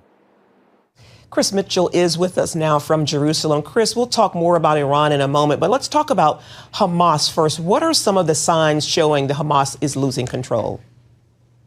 Well, Charlene, just in the last couple of days, has kind of actually been a major sign. There's a clan in the southern Gaza and led by a man named Yasser Abu Shabab.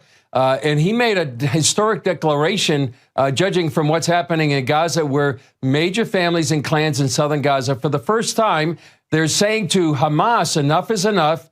Hamas has brought only blood and ruin, and it no longer represents us. And they hold Hamas responsible for what the devastation in Gaza, and they demand an immediate end to Hamas rule. And they call what they're calling for a national Palestinian conference to form new leadership. And so what this means, Charlene, is not only do you have Hamas being defeated militarily and more land being taken over by the IDF, but you have this new humanitarian aid bypassing Hamas and taking away what they have sold for funds and what they have used to control the population. So it's really a major sign that maybe Hamas has its back to the wall, and maybe in the future, in perhaps the near future, just represents serious threats to the rule of Hamas in the Gaza Strip. Well, we'll see how that turns out. I just find it so interesting that when some of the media is caught blatantly lying, what are you left to believe? Yeah. And why do people keep tuning into it?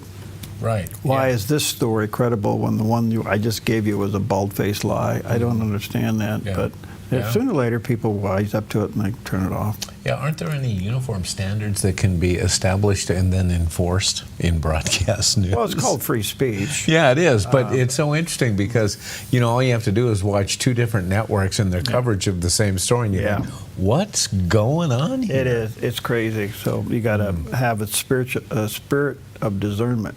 Yeah. Which is, hey. That's true. You're right. That's great. If you have the Holy Spirit living inside of you, you have this barometer telling you what is true and what's not. Because I'll tell you one thing, the Bible's pretty clear about this. Yeah. Only one thing brings you a peace. You know what it is? Truth. Okay, yeah. When the truth will set you free. And when you don't hear truth, your spirit kind of goes, what's wrong with this? You are so right. Yes. Yeah, because it leaves you confused. It leaves you kind of anxious and all that other stuff. Yep. Okay. Speaking of truth. Well.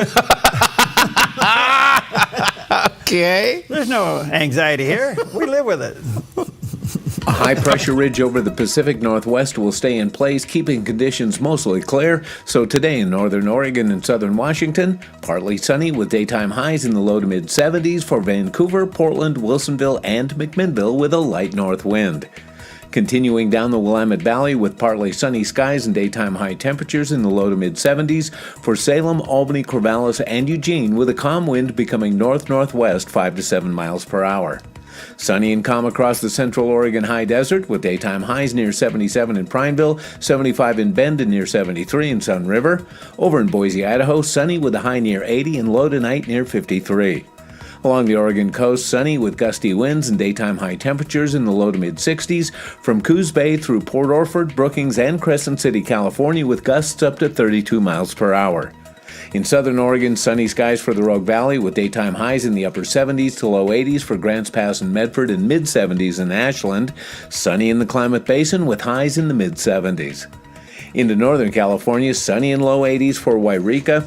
Sunny, breezy, and hot for Redding with a high near 97. Sunny near 98 in Chico and 93 in Sacramento with a light southwest wind this afternoon. In the Bay Area, early patchy fog, then sunny in upper 70s in Santa Rosa. Sunny with a high in the low 80s for Napa. Mostly sunny and breezy in San Francisco with a high near 68 and gusts up to 32 miles per hour. And today in San Jose, sunny and 83. It's a look at your Wednesday weather on the Dove. All right, there we go. Beautiful southern Oregon, Rogue Valley. Looking to the north a little bit there. There's a little bit of a haze, smoky thing there, but I don't know. Jerry didn't put his cigar all the way out. Just kidding. Yeah, yes, he is. Oh, goodness. All right. Well, we love good rescue stories. And boy, one of the greatest on a massive scale was completed on this day in history. What began as a desperate retreat became one of the most extraordinary rescues in military history. For 9 harrowing days, Allied forces, British and French, were surrounded, stranded on the beaches of Dunkirk under constant threat from Nazi German forces. But then came Operation Dynamo. Naval vessels, merchant ships, and an unlikely fleet of civilian boats, fishing trawlers, pleasure crafts, even lifeboats crossed the treacherous English Channel. Pilots of the Royal Air Force defended the skies above, while ordinary citizens became heroes below. By the time the evacuation ended on June 4th, more than 338,000 soldiers had been rescued, many plucked directly from the shore under enemy fire. It was not a victory in the traditional sense, but it was a turning point, a powerful symbol of courage, unity, and defiance. These fighting forces were not lost to the Nazis, but being rescued would later be able to take the fight all the way back to Berlin. Winston Churchill would call it a miracle of deliverance. That's quite a piece of history that we forgot about, isn't it? Yeah, and it's amazing, too, because it was real. This rescue was done by common folks. Yeah. People, little boats, big boats, anything that floated, anything that was powered, they went across the channel. And the channel was not an easy deal, too. There were plenty of hazards there. I think the big question, though, is when you look at this, is the Panzers were closing in on this force on the beaches of Dunkirk. And then all of a sudden, for some reason, Hitler stopped them. And they went on hold, and they just sat there. And people wondered, why didn't they finish the job? They had them on the ropes. They had them on the beach.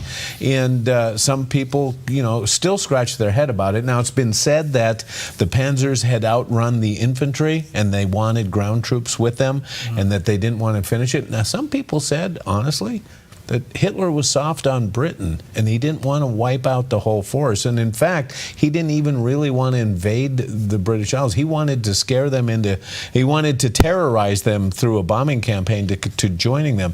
And you know what part of the reason that has been speculated? Remember when, Great Britain was inhabited by the Roman occupation.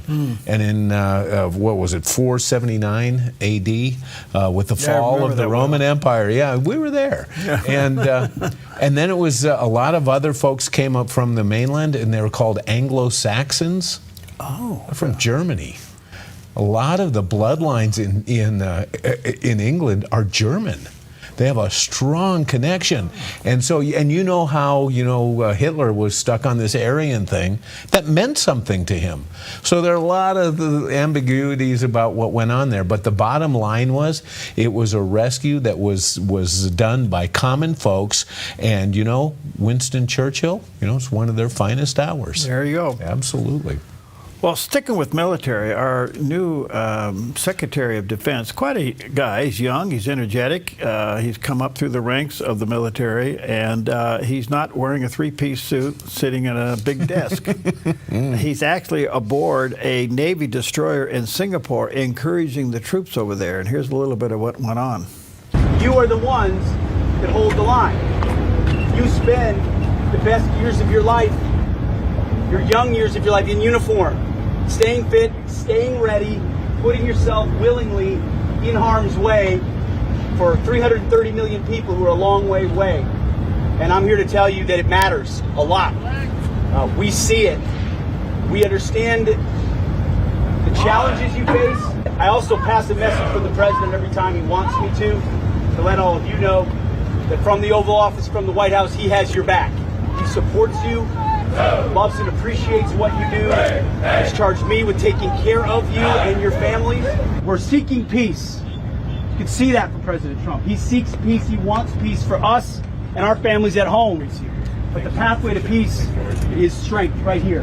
You got three. 1, 2, 3. Now I got to go put a tie on, have a lot of meetings. That stuff's important too, as we send the signal to our allies and partners. Hey, here in the Indo-Pacific, America's here and we're not going anywhere. We're here to deter adversaries who would seek us harm, the American people harm, or our interests. And I'll be doing that later on today. Wow, what a difference from the last.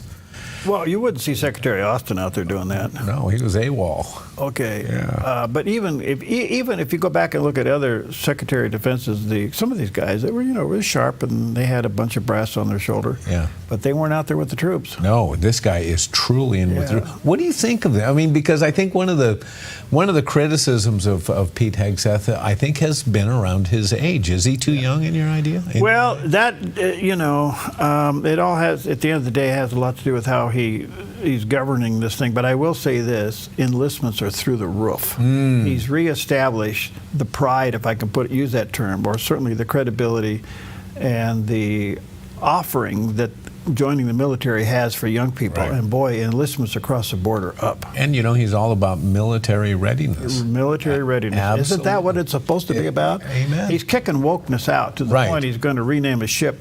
Yes, we don't know what the new name will be, do we? Harvey Milk's going out. He's going out, yeah. Yeah, but we don't know what's coming in. How would you feel if you were stationed aboard the USS Harvey Milk? Well, I'll tell you what, I'd like to know if they flew the gay flag on that thing.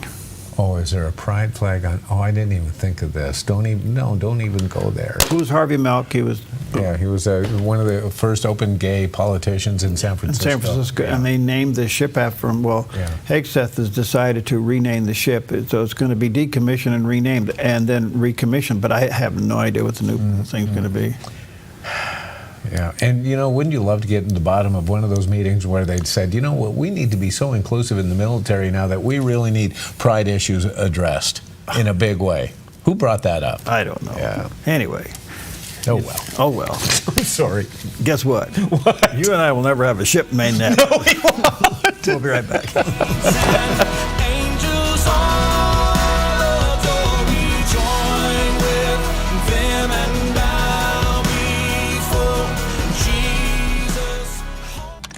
Black Flag Armory offers top brand affordable rifles, shotguns, handguns, and gear. We also offer an array of classes emphasizing safety, self-defense, and accuracy. We strive to provide the absolute best possible experience when buying a firearm. Family friendly for every skill level, Black Flag Armory in Midford and Grants Pass. Online at blackflagarms.com or 541-499-0779. 541-499-0779.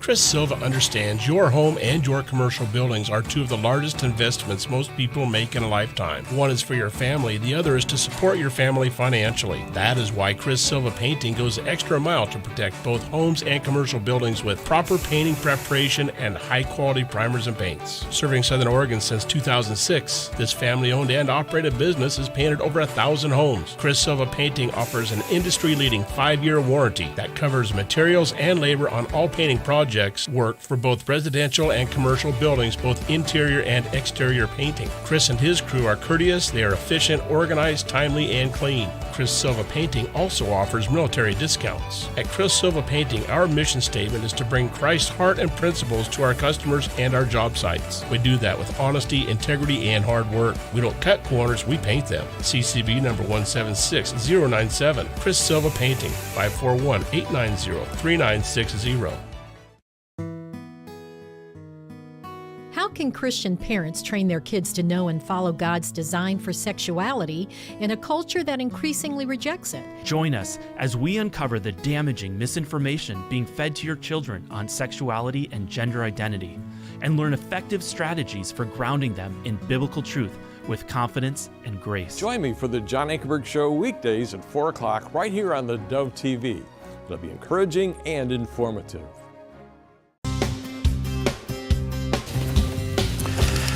Okay, good morning to you. 10 minutes before the hour. This is really a fascinating story. Global News Alliance. We're really honored to be a part of what they do. We work with them. They work with us. They're all over the world reporting on various things that happen. And this report comes to you from Ukraine with some young people over there called the Good Fruit Jewish Youth Conference. Pretty amazing story, and here it is. The Jewish Youth Conference Good Fruit has once again opened its doors to young people from all over Ukraine.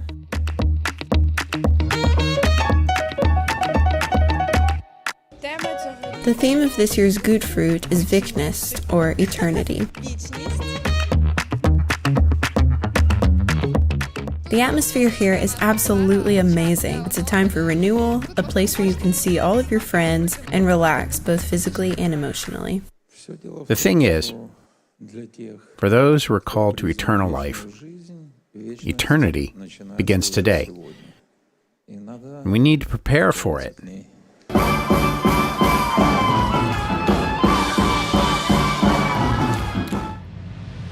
This year, the conference pleasantly surprised everyone with its unique decorations, a variety of seminars and activities, including a brand new format, the Evening of Honesty podcast. Перевіряти телефон свого партнера. Норм чи стрьом? I attended a seminar on mental health. Well, I liked how they explained everything there. I really enjoyed the seminar on the gospel. Honestly, it was amazing. They spoke in simple terms, but I was renewed through this. I believe I'm speaking to a generation who is being trained for resilience. Resilience to be able to take hold of eternal things.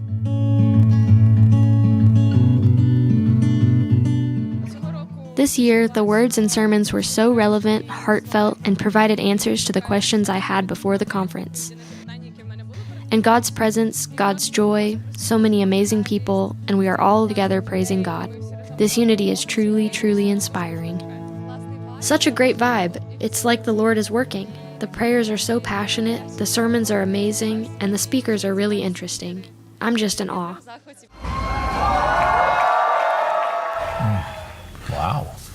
Isn't that neat? Yeah, that's pretty cool. It really is. Okay. Well, I got some great guests. Tom Adele Baccaro will be back with us. We'll be talking about the new Pope a little bit. And is there a way for the new Pope, Pope Leo XIV, to work with President Trump on finding common ground on immigration, sovereignty, and moral responsibility? We'll talk to him about that.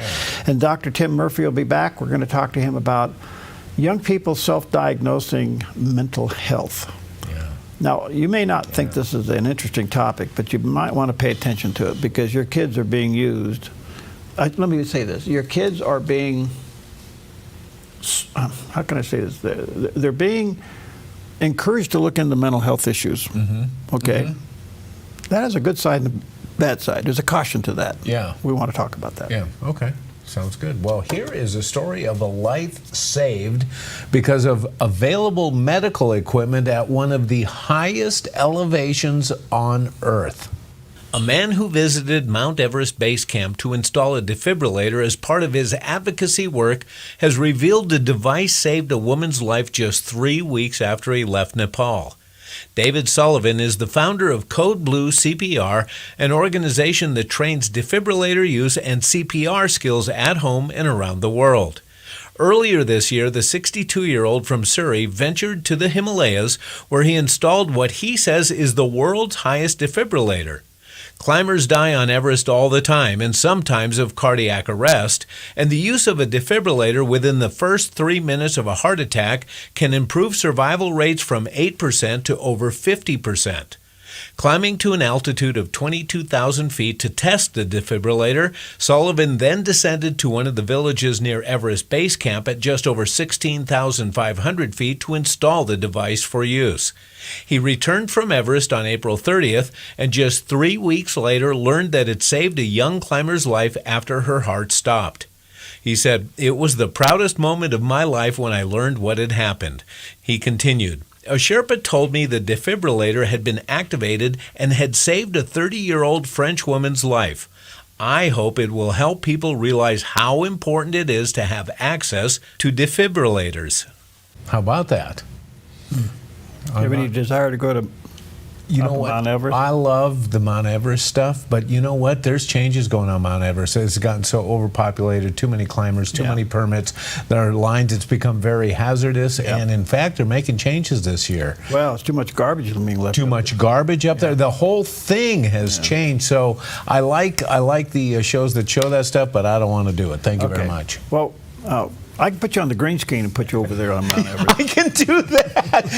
Can you put something? Do I need my boot, or do I need? Look like you belong there. Okay. Okay. All right. Great scripture for you today. 2 Corinthians 3:17. Now the Lord is the Spirit, and where the Spirit of the Lord is, there is freedom. See that? Mm-hmm. Why? Because it's true, and truth will set you free. Have a great day. Stick around. We got some great conversation coming your way.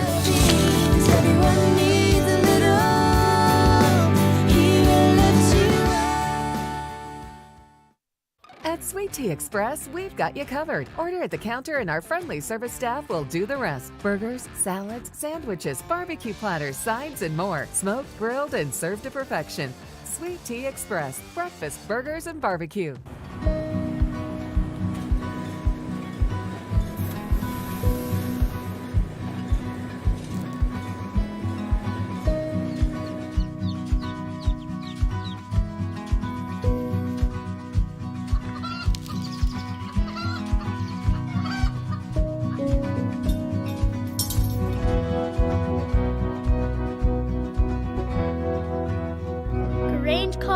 Where big ideas grow.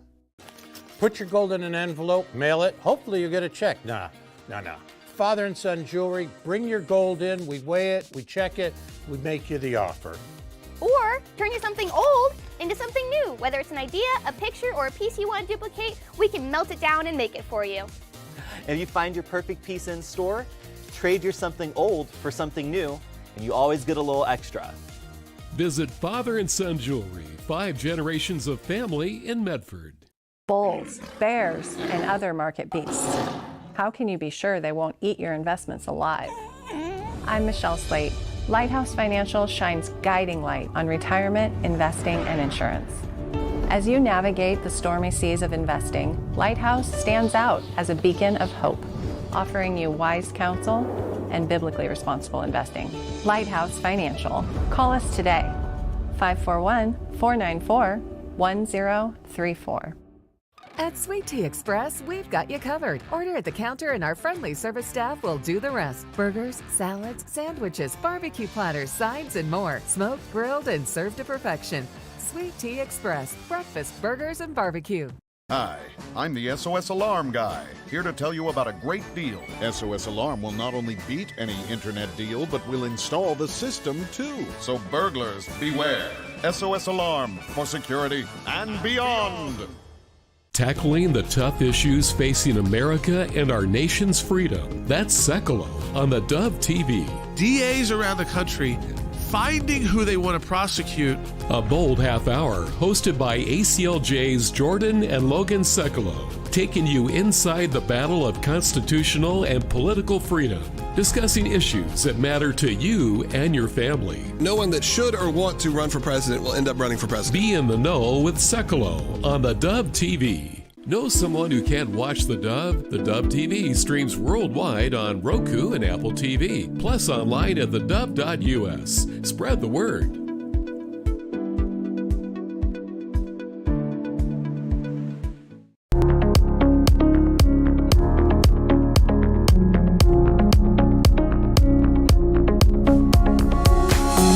Welcome to Focus Today. I'm your host, Perry Atkinson, and I'm always delighted when we have a few moments to sit down with Tom Del Beccaro. He is a fascinating gentleman. He's the author of several books. The last one, I think, is just a great resource. It's entitled Lessons of the American Civilization. There's a picture of the book on the screen, or at least the cover on the screen there. I think this is very resourceful and very timely. He's also the former chairman of the California Republican Party, so he and I both have that dirty T-shirt and stitches. He's the author of two other historical perspectives, The Divided Era and The New Conservative Paradigm. He's a columnist for Fox News, Fox Business, and Epoch Times, and the publisher of thepoliticalvanguard.com. And he does have a website, tomdell.com, and there's a picture of that landing page. Brother Tom, good to see you, friend. How are you? Great. Always great to see you. Thanks for having me on. Yeah, you're special. You know, the last time you and I chatted, Tom, the Vatican was in the process of electing a new pope. And as you know now, we have Pope Leo XIV, an American, a real surprise to a lot of people. What's your take on his election? Well, first of all, I'm very optimistic about his papacy. His election was, I did not have him on the short list. Not many people did. And as usual, overlook some things. It turns out, you know, in politics, I'm sure you'll agree with me, name ID a lot to the voters, right? You have a leg up if you have name ID. And what a lot of us miss was the fact that at the Cardinal, he had great name ID among the other cardinals because he worked with them in his role at the Vatican. And so they knew him as a person, what he was like, some of his views, his temperament, and the like. And so while may have been a surprise to the outside world, it wasn't a surprise to us, but that's the nature of papal elections. Yeah, because I didn't see his name on anybody's prospective list, so it was a real surprise. Okay. Where do we start with it? How would you compare him from what you see and know so far to Pope Francis?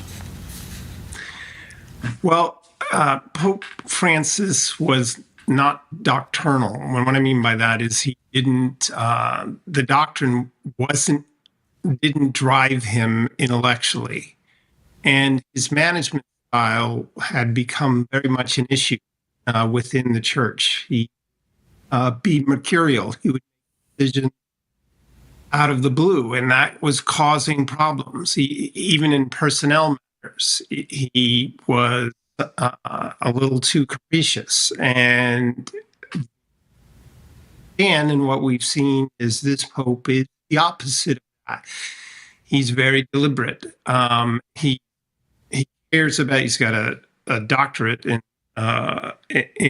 church doctrine, so he understands its value and purpose. And so far, and he's very genial. He's a very kind person. He doesn't have sort of two personas, which some people said Francis had, and actually he did. So far, I'm excited about that. You know, what makes, for me as a Catholic, church doctrine and what Christ said and did are not negotiable items. They provide the guardrails. And so what makes in your life, it is the scripture should be everlasting, not subject to multiple interpretations, because that causes things to be lost. And so to the extent that he continues to be that way, I'm very optimistic. To that end, he seems to be more of the Pope Benedict leaning than Pope Francis. Yes, and I have a personal love for Pope Benedict, who recognized my mother's pro-life work. So, yes, Benedict and he were similar. And the church also has pendulum swings. Sometimes they go a particular direction, and sometimes hands of the individual, it may go too far, and then it is returned. And I think that's what we're seeing as well. Let me take an early break here, Tom. You're breaking up your audio. We want to reconnect with you so we can get a better audio. So let me take a quick break, and we'll do that. Let me say to our viewers and listeners, check out Tom's website, tomdale.com, and certainly get a copy of the book, The Lessons of the American Civilization. There's a picture that covered the book. We'll take a quick break and see if we can fix that audio, and we'll be right back. The right cleaning company matters. Choose Dust Plus Cleaning and Carpet Care, a family-owned company proudly serving Grants Pass and nearby communities for over 25 years. We're passionate about delivering the best, whether it's carpets, using purified water for no window spots, or carefully washing solar panels. We're committed to superb customer service from start to finish. Radiant spaces from local professionals. Request a free quote today. What if your next ride was more than just a ride?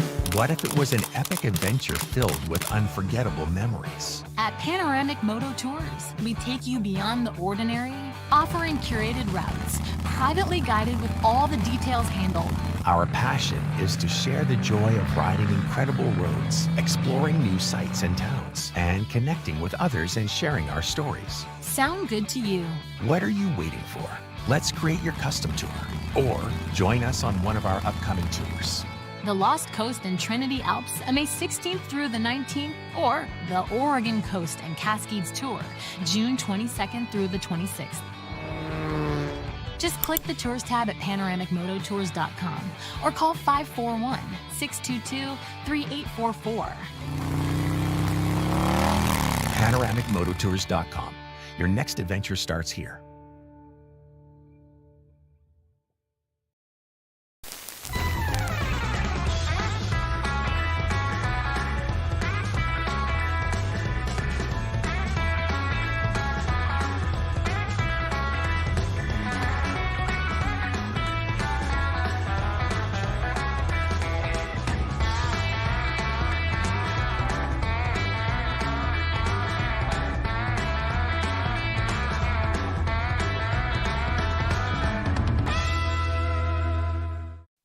Washington Watch with Tony Perkins is your watchful eye on the nation's capital. Every weeknight, covering current events, issues of faith, family, and freedom from a conservative Christian perspective.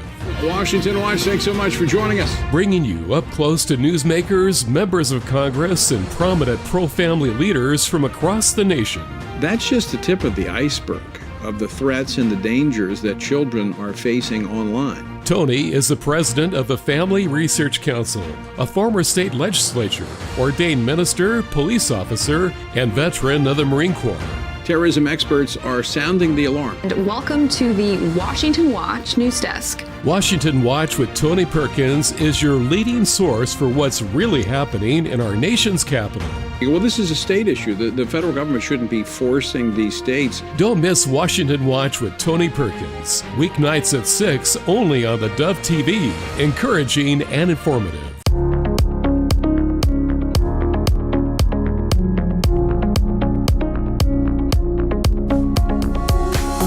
Okay, welcome back, and hopefully we got all this corrected. Tom Dale Baccaro's back with us today, the author of the book, which I think you'll find to be very resourceful, The Lessons of the American Civilization. Check that out online.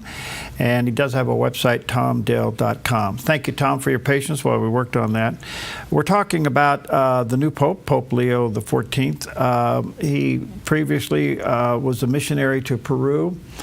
I will say this about missionaries, whether in and through the Catholic Church or evangelical churches, the call of a missionary is really amazing. To leave everything you have, to go to a place that you know nothing about, and you got to live among the people and figure out how to communicate with them. And he was there for quite a while. And that probably is an impact on his life. Obviously very benevolent in respecting humans and the dignity of each individual. But it has raised a little bit of a yellow flag about his thinking on open borders. What do you think? Well, first of all, I agree with your premise. It's extraordinary to give up everything with which you're familiar. It's from Chicago. My family is from Chicago. To go to the quite unfamiliar, and so that takes a special person, a special strength. I wrote a piece in Substack, but you can get it at politicalvanguard.com. About this open border, and there was for a bit there some back and forth with J.D. Vance and the Catholic Church with regard to priorities and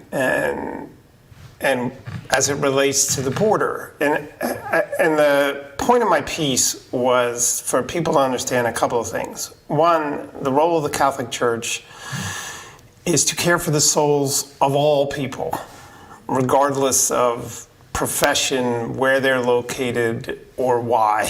Isn't that one explanation of Christ's life as we saw it? And so it is the role of the church. The role of the president and the federal government is quite different.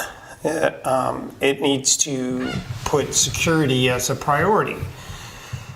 That's point one. Point two, I don't think there's anything to be gained with government, the American government, arguing theology with the Catholic Church. What should be discussed is the application that the church of church policies and U.S. policies, and see where there's a sense of agreement. And along the border, I think the argument that has yet to succeed, even though the border is substantially closed.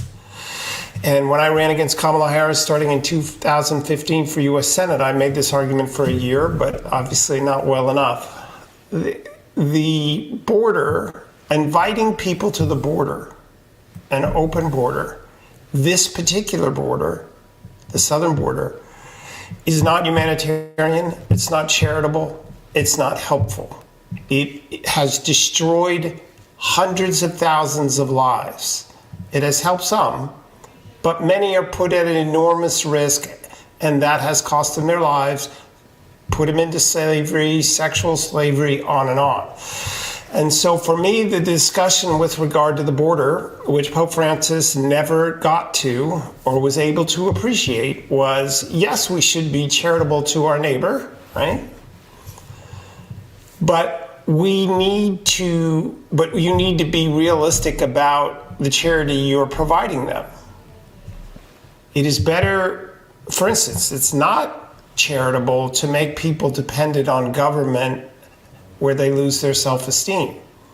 It is charitable to give them a hand up to where they can regain that self-esteem and move forward with their life.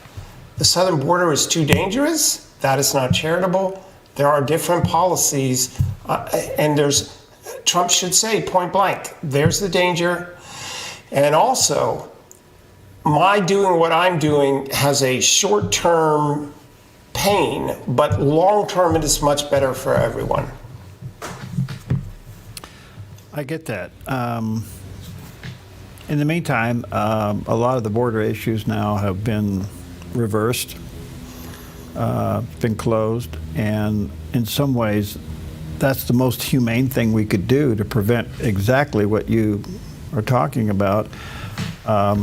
It's not that the border is closed, it's just that it's reduced down to a door instead of hopping over a fence.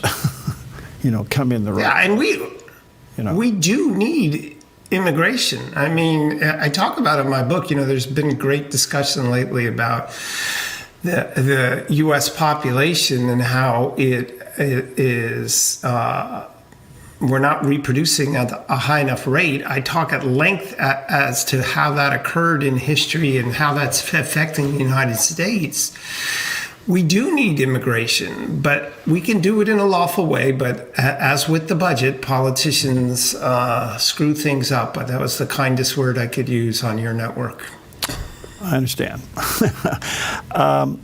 Sticking with the Pope just for a little bit, it appears that he's going to be traditional when it comes to marriage. It appears that he's going to be traditional when it comes to the value and the sanctity of life. Yeah, it's essential. And what bothers me most about your comment is that you had to make it at all. Of course, he should. That is doctrine. The family is essential to stable civilizations, and we should, that does not mean that you, I, or anyone else should be mean to someone else who's in a particular situation. But yes, religion is a structure. It is also an ideal, meaning if you listen to the scripture, you go to Mass or otherwise, you see that you are being exhorted to act in a ideal manner, the best manner. We fail at that, right? Because that's why we're here on earth, testing ground for us, if you will. We have free will. We have this process. But if the church changed to, calls for modernization over the last 2,000 years, every time they called for modernization, you wouldn't recognize the church. During the Renaissance in Italy, there were these cries, oh, the church just needs to get with the times. That's not new. But imagine if they did 700 years ago, where would we be? Or 600 years ago, where would we be? Yeah, good point. I want to come back to some of the things you talk about in the book and reflect on this. America is really struggling in so many other ways. The headlines are just, they change every 3 minutes. Do you think America's on a good path? Well, it depends on what your goal is. This is certainly a trying period of time. Will Durant talks about the transition from Judeo-Christian ethics in an agricultural world to a technological world in the city, where all of that is put to the test and seems to be lost. So that is the struggle right now, the individual in the urban setting. 84% of Americans, I talk at length about this in the book, 84% of Americans live in an urban setting. And that's supposed to rise to 90%. I've always said I understand that dynamic and why it occurs. Excuse me, but I'm unconvinced as a historian that is good for the human species. I'm not certain that we were meant to live in such intense proximity. And it has implications, including mental health issues, which you were discussing in the earlier segment. So, and by the way, I'm not going anywhere near Mount Everest. I don't specialize in heights. So, is America on a good path? I think America is still the beacon for freedom in the world. That is being challenged, and we need to rise to the occasion. But on the morality front, we are like at the height of the Renaissance in Florence. There is this flouting of traditional values, and that is a flashpoint. And our next generation needs to see those values clearly so that they make better judgments into the future. Not providing discipline to the next generation usually doesn't work out in history. So these are the warning signs I talk about. All right, let's go back a little bit. You were chairman of the party there in California. I was up here in Oregon for a while. During my tenure, there was the time where the platform was very clear on a lot of issues. And for those of us who have managed parties through a platform convention, that can be pretty challenging. But it looks like our platform now is slowly weakening on some areas, life being one of them. In some other areas, and our party seems to be divided. Of course, the Democratic Party is divided. If morality is going to be the anchor point to our culture, and it doesn't seem to be showing up in our political parties, where does that leave us? Well, in my book, I write about that traditions are the guardrails of a civilization, morality, culture, all of these things. Those need affirmation within our religious institution and educational institutions, and hopefully our political institutions. So you raise a point. If we're not providing clarity, what can we expect? One of the biggest issues facing Democrats today, and really for the last 40 years, is that they're the party that wants to push the envelope of morality on other people. It's not that they want to live the way they want to live in San Francisco. It's that they want you in Oklahoma or Wisconsin or anywhere else to mimic what they do or force feed it to you. And there's pushback against that. There's pushback against that now with the sports issue. Mm-hmm. And a strong Republican Party would stand up and say, this is what's good about America and what made America good, and stand by that and say, and not in a mean manner, right? It is not the job of the Republican Party to wear a pastor's collar. But it should say this is what made America, and this is to what we should return. But politicians care about the next 2 years more than they do about the next 30 years. And rare is the politician who doesn't do that. Look, just the number of politicians getting rich off government is staggering. And so that also is a warning sign. Yeah. In the meantime, Tom, there does seem to be a legitimate pushback of the nonsense across the landscape, and it's coming from various areas. I'm pleased to see it. Young people realize now they're being lied to, and they're looking for authenticity. They're looking for reality. They're looking for truth. We're seeing the pushback, even in the sports, the transgender thing. As you probably saw up here in Oregon, the girls didn't stand on the podium with the other transgender winner. So there is a pushback. There seems to be the beginning of a renaissance to do good and return to morality. The question is, whose morality, I guess. But I'm seeing signs that are promising. Do you see it? Yes, absolutely. I mean, when you and I were young, there was a similar thing with Reagan. There's a similar thing going on now. One of the things you're not seeing on the national TV with regard to, the Democrats are in the civil identity war within themselves. So they have been selling the state and social justice for decades now. That's their thing. Government programs, follow what the government does, have the government the center of your lives, and here's our social justice, and don't pay attention to the church or churches, right? The problem is the state fails to deliver. That has always been true in history. And in fact, the state is crumbling economic progress for most people. And they're very frustrated with that. Meanwhile, the Democrats are still the party just of social justice.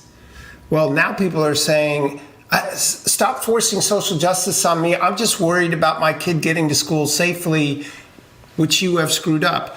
I'm just worried about my kid's education, which you have screwed up. He can't read and write. There was a lawsuit this week about a young woman who sued the school district because she was given high honors and yet she can't read. I can't pay the mortgage, this and that. So people have returned to their most basic needs, even though the United States became fabulously rich between the 50s and the 80s and 90s.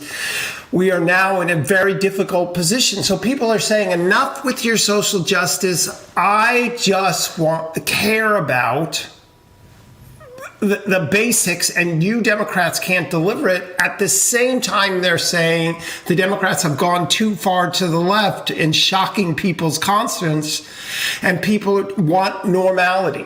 The vast majority of people, I've said this for decades, Perry, the vast majority of people want their child to grow up as they did. Mm-hmm.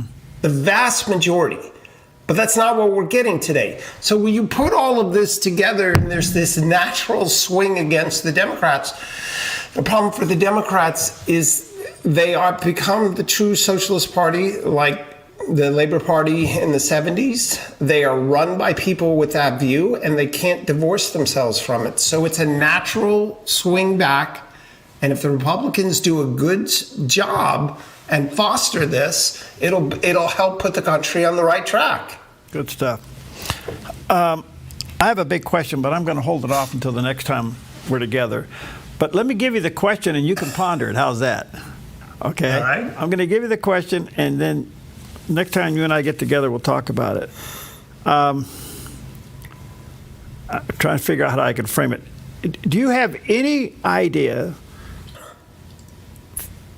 morally, spiritually, socially, mentally, emotionally, why people object to Trump doing the right thing? In other words... Yes, and I'll answer it next. You asked a yes or no question. Yeah, but you and I have run parties, and we try to elect people, and all politicians will go out there and try, and they're going to run on a platform to do exactly what he's doing. But because he's doing it, they reject it. And I'm trying to figure out what that is. Sometimes people try to pass it off as a syndrome, but it seems to be deeper than that. And so I'm going to ask you to go scratch your brain and squeeze your heart, and we'll talk about it next time. All right. Happy to do it. Always good to see you. All right. God bless you, pal. Take care. All right. Bye. Finding that next great series to binge watch is fun, but your neck, shoulders, and body don't count that as me time. Hi. I'm Tamara Miller, owner of Organic Element Spa, and I invite you to put down the remote, get off the couch, and schedule yourself some real me or we time with your favorite service, like one of our many massages, couples massages, or facials. Your health, safety, and comfort are always top priority with us at Organic Element Spa. We can't wait to see you. Book your appointment today. Come fall in love with Northridge Senior Living, where contemporary sunlit interiors meet old world elegance. Walk through our lovely hallways and enjoy the fun staff-led activities. Forge lasting friendships with other residents and our exceptional caregivers. Dine in style. Gather near the fireplace under breathtaking chandeliers. Our reasonably priced apartments are spacious with private balconies. Northridge is Christian-owned and operated, pet-friendly, and only 2 blocks from Asante Rogue Regional Medical Center. On-site 24/7 in-home care is available. We also offer senior adult daycare where your loved one can spend the day with us and the evenings with you. Northridge Senior Living, your home. Hi, I'm the SOS Alarm Guy, here to tell you about a great deal. SOS Alarm will not only beat any internet deal, but will install the system too. So burglars, beware. SOS Alarm for security and beyond. At Sweet Tea Express, we've got you covered. Order at the counter and our friendly service staff will do the rest. Breakfast served daily until 2 p.m. Breakfast burritos, biscuits and gravy, skillets, omelets, and more. Sweet Tea Express. Don't get caught hungry.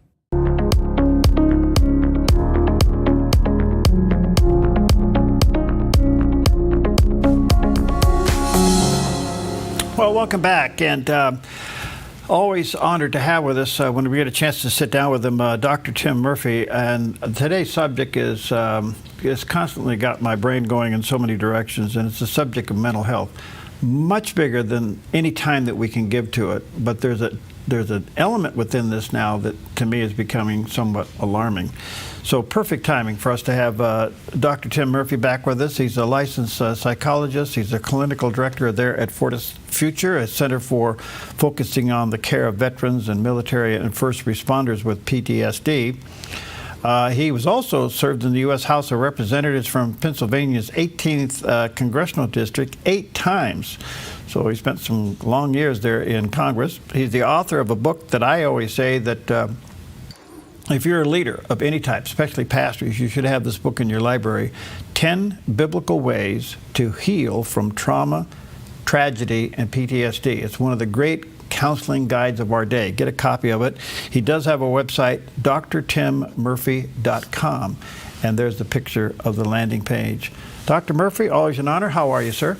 I'm doing great. Good to be with you again, Perry. Thank you. I'm trying to figure out how to frame the first question that will set the conversation, but there seems to be a trend among young people self-diagnosing with mental illness. This is alarming, and I'm trying to figure out what's going on here, and how did mental health become an issue where young people would pick it up and say, I have that problem? Well, I don't know if you ever took a introductory psychology course in high school or college, but when any of us took it, we probably walked away with every time the professor or the teacher talked about something, we started to say, gee, I have some of those symptoms. I have trouble sleeping. I worry about things. Sometimes I feel down. Sometimes I confuse. And people would jump to conclusions like, well, maybe I am psychotic, bipolar, schizophrenic, way, way out of line. But that's because of the susceptibility of that age range. And they think about things like that. But going forward, when we have TikTok that so many millennials, Gen Zs, and others will turn towards for entertainment, there's also in these brief episodes information that lures people in with some description of symptoms. Feel down, feel sad, feel anxious. And then, of course, people want to find out more. And you know how the artificial intelligence works and the algorithms. Once you spend time looking at something or repeat it or store it, those systems know to deluge you with more and more information. So these 30-second clips now become several minutes, now become hours, now become days of information that influences minds with whatever it is. Everything from drink this coffee, have this soup, buy this shoe, get this car, all meant to influence. But when it comes to mental health, it turns out it's a very dangerous thing because there's a lot of misinformation out there. Okay, let's be a little elementary just for a moment. How would you define mental health? Great question. There's a difference between mental health and mental illness. We all want mental health. It's how we function day to day. It's how we deal with problems and stresses day to day. It's our mind being able to think clearly with problem solving, focusing, paying attention. It's being able to manage stress appropriately. I like to tell people that stress is mandatory, misery is optional. So it also has to do with how we manage our emotions, understanding that we can have a wide range of emotions from intense anger to intense love, from joy and pleasure and all those things. But mental health is being able to handle the world in a way that we feel good and happy and functional. That's the main thing, functional with life stresses. Mental illness is something different. And unfortunately, they're oftentimes used interchangeably and they are not. So it's like the difference between lung health and lung cancer. That we all want good lung health, we want good physical health, but that's not the same spectrum as cancer. So mental illness is now when the system itself is breaking down. We can no longer think functionally and adaptively, not just for a moment while we're under stress or tired or hungry, but really where our brain is just not functioning well to process or deal with information. And an emotional element, it's when even the emotions become overwhelming for us with anxiety, depression, fear, whatever that might be, where we cannot deal with the world and the reality around us in a functional, adaptive way. So that's an important distinction. All right. Thank you. Great answer. My concern about young people thinking that they have the capacity to self-diagnose a mental health issue is alarming. But the other side effect to this, to me, that's alarming is it definitely can put their faith into question. Oh, absolutely. You've probably seen some of these things where, like I get a lot of clicks on social media, a lot of information about Bible passages. I love to read them. I love to read people's interpretations of that. But then I'll also get something from someone who's a self-proclaimed expert in something to do biblically, and it just doesn't make sense to me. Like, what are you talking about? Or they'll start specifically attacking certain pastors or preachers or priests, whatever that is, that they're getting it wrong. And they get into this nasty, vituperative language as if that person with that TikTok message has, the hand of God has tapped them directly to tell them how to do things. It's worrisome. Now, the same thing happens in the mental health realm where someone just starts making stuff up. Maybe they've had a certain experience, or or maybe they just want more people to click on their TikTok page, and so they'll send things out there, and people unfortunately will believe it. In part because it's what Goebbels said, who was Hitler's propaganda minister. If you tell something to people enough times, eventually they will believe it. And the second principle of that is, if you tell something to someone that seems very outrageous, eventually they may become more susceptible to believe it. So that is some of the psychological mechanisms at work here, and gets a person to question, ultimately get back to your question, to question their faith, because they say, gee, I'm seeing these images and they're great and they're animated and they're colorful and they're peppy and they're perky, and it only comes out in a few seconds. Maybe I should worship at the church of TikTok and their messages instead of really do some thoughtful thinking of this. Because there's a biblical principle here that could be clearly missed, and that is God uses adversity to strengthen us. Absolutely. Gosh, he says it so much. The vine has to be pruned. That sometimes we know that even scientifically, trees that are kept in an atmosphere like a greenhouse and never have a chance to twist in the wind are not as strong as those who have been through storms. Time after time, listen to that word wind.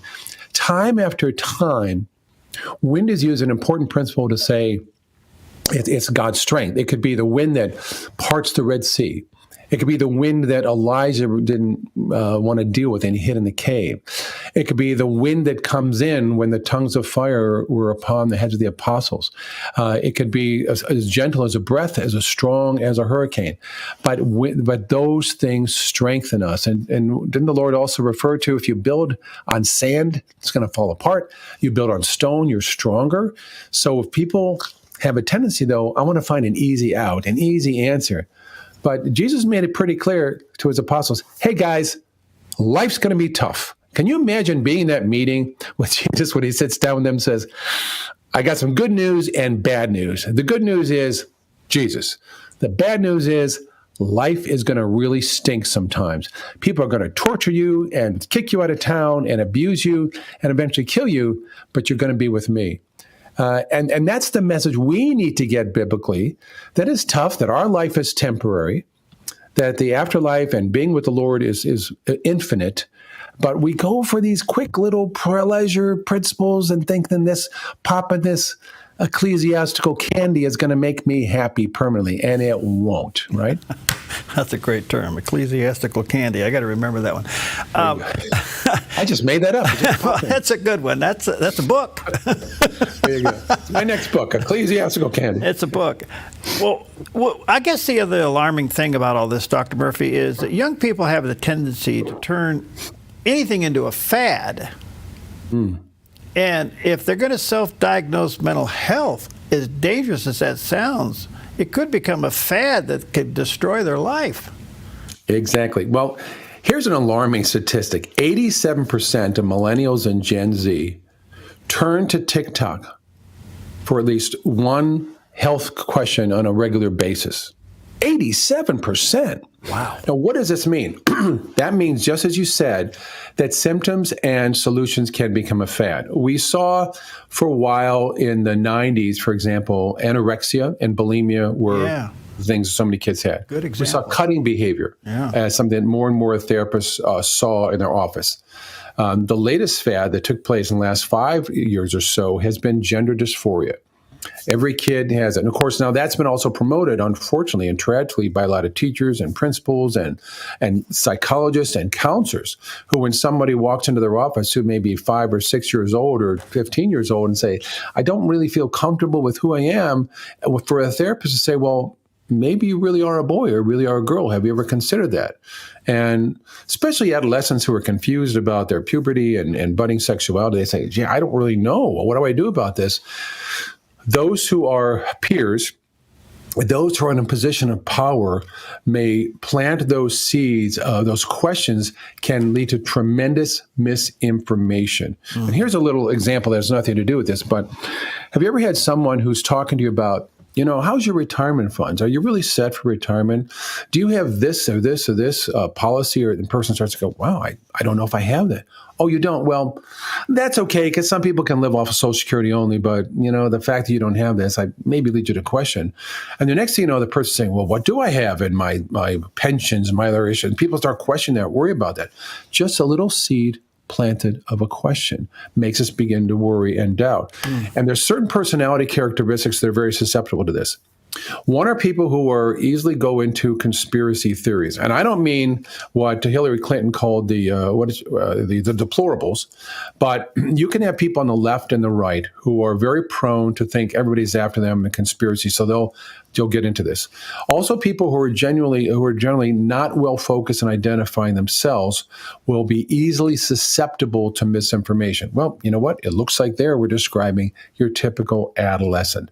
They don't really have a well-formed image of themselves yet. Even the most mature and logical person, their brain hasn't even developed until we're about 25. So we are far more susceptible to these things. That's why we have laws that say you can't drive till you're 16. You can't be in the military till you're 17 or 18. You can't vote.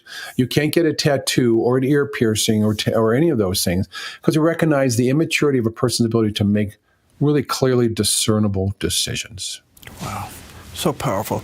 Let me take a break here and say to our viewers and listeners, get a copy of his book.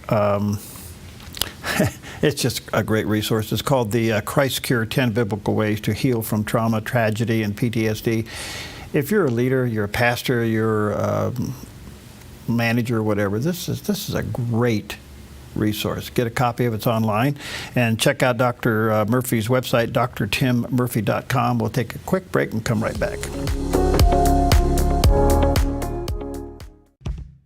Your property demands equipment with more reliability, durability, and versatility built in. Kubota equipment is ready to get the job done right.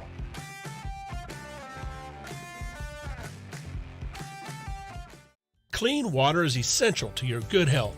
Ultra Pure Purified Water has been delivering purified, healthy drinking water to the Rogue Valley since 1995. Locally owned and family run, Ultra Pure Purified Water uses a multi-stage process ensuring your delivery of water is 99.8% pure, so your family stays hydrated and healthy. Online at ultrapurewaterinc.com or call 541-734-0828. 541-734-0828.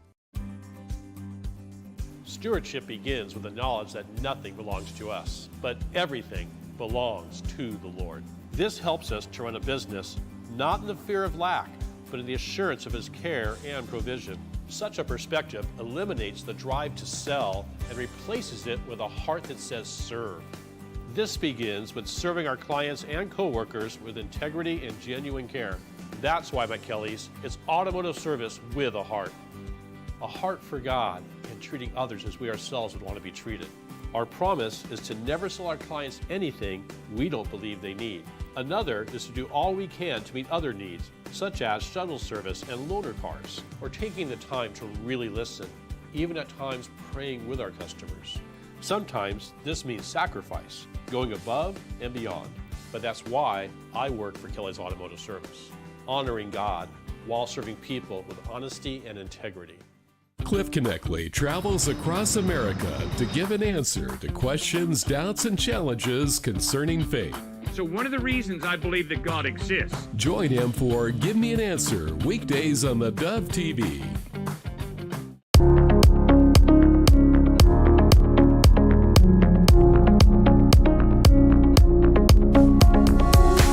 Okay, welcome back, and an honor to have back with us today. Very timely, Dr. Tim Murphy is back with us. He's a licensed psychologist, and he's the clinical director there at Fortis Future, a center for focusing on the care of veterans, military, and first responders with PTSD.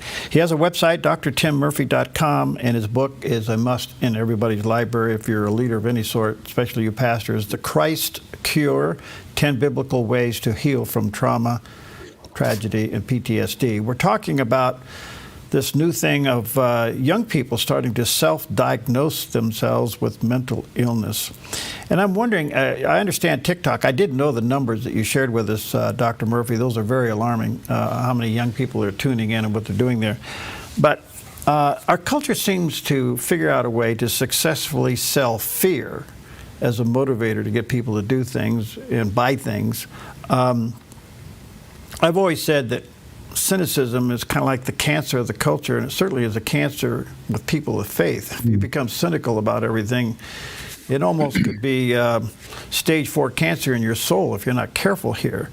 That's right. But I'm just wondering if young people are being sold fear, that certainly is going to provoke an issue within them. Am I mentally unstable, right? Right. Well, let's face it. One of the characteristics of adolescence is we're all mentally unstable because we don't know the world yet. Right. We don't have the sophistication of years of experience, and we struggle with that. And that's what all of us have gone through adolescence, and quite frankly, adulthood is that way too. None of us are perfect. It's a particular problem for those who are more narcissistic, and in that sense, less humility, because people with, there's a great advantage, a resilience factor I talk about in my book about humility, that those who are humble are more willing to ask the question of, is that true? How does this affect me? What is the source? Maybe I don't know everything. A person who's more arrogant, a lot of hubris, or more narcissistic will say, I already know it. I'm going to find information that confirms my vast and superior knowledge. By the way, an aside here, I heard someone say this, one of my veterans said this when one of the people in our veterans group was commenting about how the Bible's full of hooey, it's no good, and those stories about Noah and that fish and all those other things. It's not true. And this other veteran said, I'm curious, where did you get your vast knowledge of the Bible? Did you get it from reading the Bible or not reading the Bible? And similar things apply here. Where did you get your vast knowledge of mental health and mental illness? By actually studying it or by looking at TikTok and dealing with rumors? So we are more prone to deal with quick information, and somehow we find it uncomfortable to question and really deal with this. But to bring this full loop to your question here too, what inoculates us from this? You're probably familiar with a study done a number of years ago about how often a person attends church or reads and studies the Bible and what effect that has on their life. And we know that it isn't just once a week. It isn't just a couple of times a week, but really 4 times a week of really studying the Word. As well as I believe people should, wake up in the morning and have a prayer of gratitude and end the day with prayers too. But make prayer a fundamental part of your life, and regular worship and gathering at a church inoculate a person so much so that far lower rates of suicide, post-traumatic stress disorder, anxiety disorders, lower rates of eating disorders, much lower alcohol abuse, much lower use of pornography, much more likely to engage in mission work, much more likely to engage in talking to other people about the Lord and the Bible. So those factors of having that steady hand at the helm, which is the Word of God, showing us what is the truth of thousands of years of study, helps us. But still, you can tell people that, but they'll say, yeah, but I want the easy answer. And the easy answer is pretty wrong, by the way. That's good. young people that, again, dealing with the subject here of self-diagnosing themselves with some kind of mental illness, is that a result of them thinking they're a victim of some sort? Yeah, very often, yes. I mean, let's face it, youth are themselves guided and led by adults, and kids may think, well, the teacher doesn't understand me, my parents don't understand me, and they may feel that. But there's also a victimology which is being promoted now. Let me say this. Look, I am glad that RFK is there as the Secretary of Health. I think he's going to make a lot of substantial changes, particularly in the area of food and diet. But I'm a little concerned about some of the messages he's sending, that it sounds like he's saying he's going to get the answer to autism by September. I don't think that's going to be possible. We've been studying this for decades.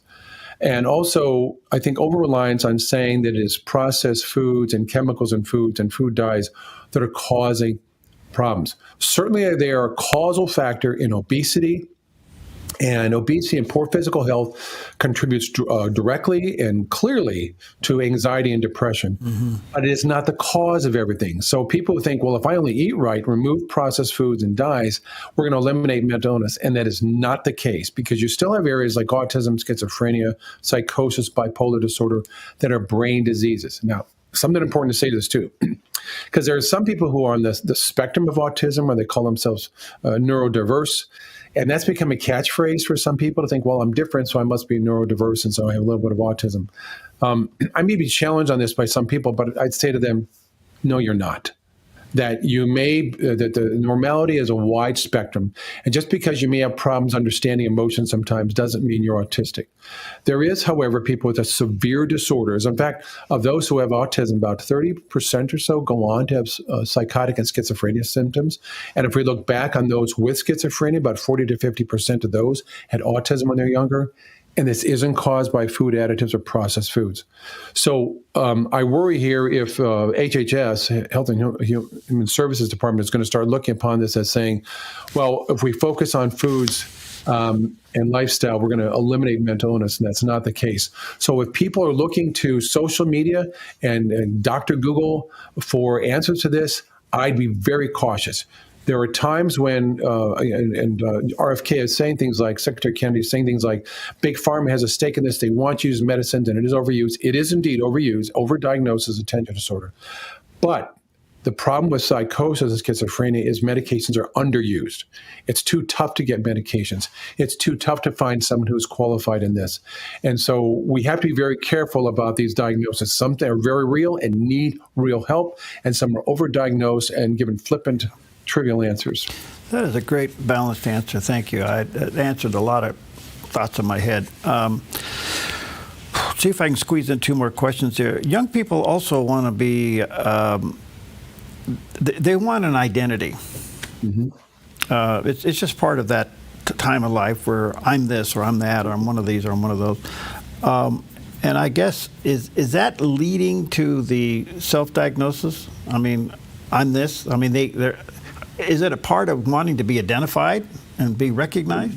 Brilliant. We're looking for answers to understand ourselves. And so choosing a diagnostic label may be part of that. So a person says, I'm confused with life. Maybe I have a psychological disorder, maybe a mental illness. Well, that's a quick answer, but that's maybe not necessarily true. Let me ask you, Perry, are you ever confused with life? Yes. That's the condition of existence. It's not even 9 o'clock and I'm confused talking to you. There you go. Sorry. When we talk, you want to sit on my couch, we can cover it. Yeah, there we go. No, I get it. All right, let me take you for a few moments, 30,000 feet up and look. It appears to me, Dr. Murphy, that craziness is hitting a wall in America. I'm trying to be broad brush here, but it looks like America's just had enough of nonsense. Girls being overtaken by boys in their sports, and the list goes on and on and on. We want to return back to, they may not even know this, but they're returning back to a moral order that makes sense. We know that that's biblical. But the point being is, and you being in Congress, there seems now to be an awakening in America of, man, we're down the wrong road here. Something's crazy. All this nonsense isn't working. Or am I just being too optimistic? Well, it would be great if we could actually awaken to that understanding that it's okay to be normal. And there's a wide range of behaviors that are normal. Sometimes we use prejudice and bigotry in ourselves, say, oh, look at the way that person dresses, or look at their looks, and we judge them quickly and dismiss them. It's never right to bully anyone. It's never right to judge someone. We're never in that position to really judge someone's worth. Everybody is worthwhile. Even if they're homeless or in prison or hungry, we're there to serve them. But we are, however, easily looking for ways to dismiss all that. It takes a lot of courage and humility to accept the wide range of normal. But what's happened is our society, we want to call something's crazy and then look for quick fixes. And then with that saying, well, because I have this illness, you have to treat me different.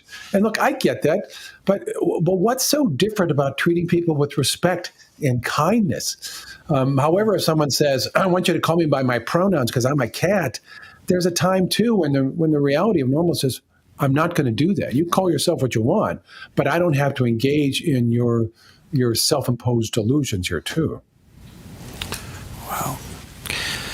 How would you gauge the mental health of our culture today? I think our society has a long way to go. It has, I think in the last few months, things are beginning to reset. Some things that President Trump is doing, for example, at the Justice Department, he has the FBI. He wants to identify who are those doctors out there who are doing this trans surgery on children, or puberty blockers, not based on sound science. It has been in the past, excuse me, I'm cold. It has been in the past that psychologists and counselors, we were hunted down if we question those things. People's licenses were at risk. So there's some reset of this to saying maybe you're okay. But I'm concerned about that. I saw a recent study where people who are more liberal tend to identify themselves as having more mental illness. Yeah. It could be you're distressed because you're thinking the wrong things. To that point, in 30 seconds there, isn't some of this just flat malpractice? I think it is. I mean, I certainly am. I challenge psychologists to say, show me the science behind that, and do not silence my science. We need to have open discussions and debates. But a lot of societies, psychological associations, counseling associations, American Academy of Pediatrics, et cetera, are telling people you cannot discuss this. So what do people do? They're more prone to go towards social media. You know, my issue is things like trauma and serious mental illness. Here's something. At a review of 100 TikTok messages, 52 of them gave wrong information dealing with psychiatry, depression, anxiety, trauma, schizophrenia, bipolar, giving wrong information. And I think that's because people don't trust the big societies anymore. Yeah. We have to get back to honest information. And this is where I say clergy need to be informed so you can inform your congregation. Thank you for your passion. Stay there. We need you. Let me say to our viewers and listeners, check out his book, The Christ Cure, 10 Biblical Ways to Heal from Trauma, Tragedy, and PTSD. This in itself is an amazing resource. You can go to his website and stay connected with him, drtimmurphy.com. There's a picture of that landing page. Thank you, friend. We value your time greatly. God bless you. Stay in the fight. God bless you, too. We'll keep fighting.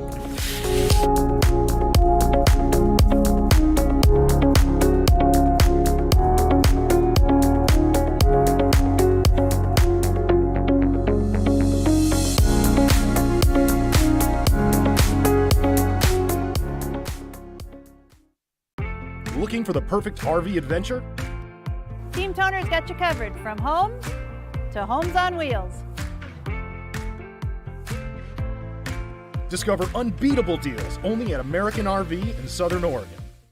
Go where the wild runs deep. At Hellgate Jetboat Excursions, you feel the power of the mighty Rogue River as you take in the sights and sounds of nature, journey through Hellgate Canyon, and adventure through the breathtaking wilderness.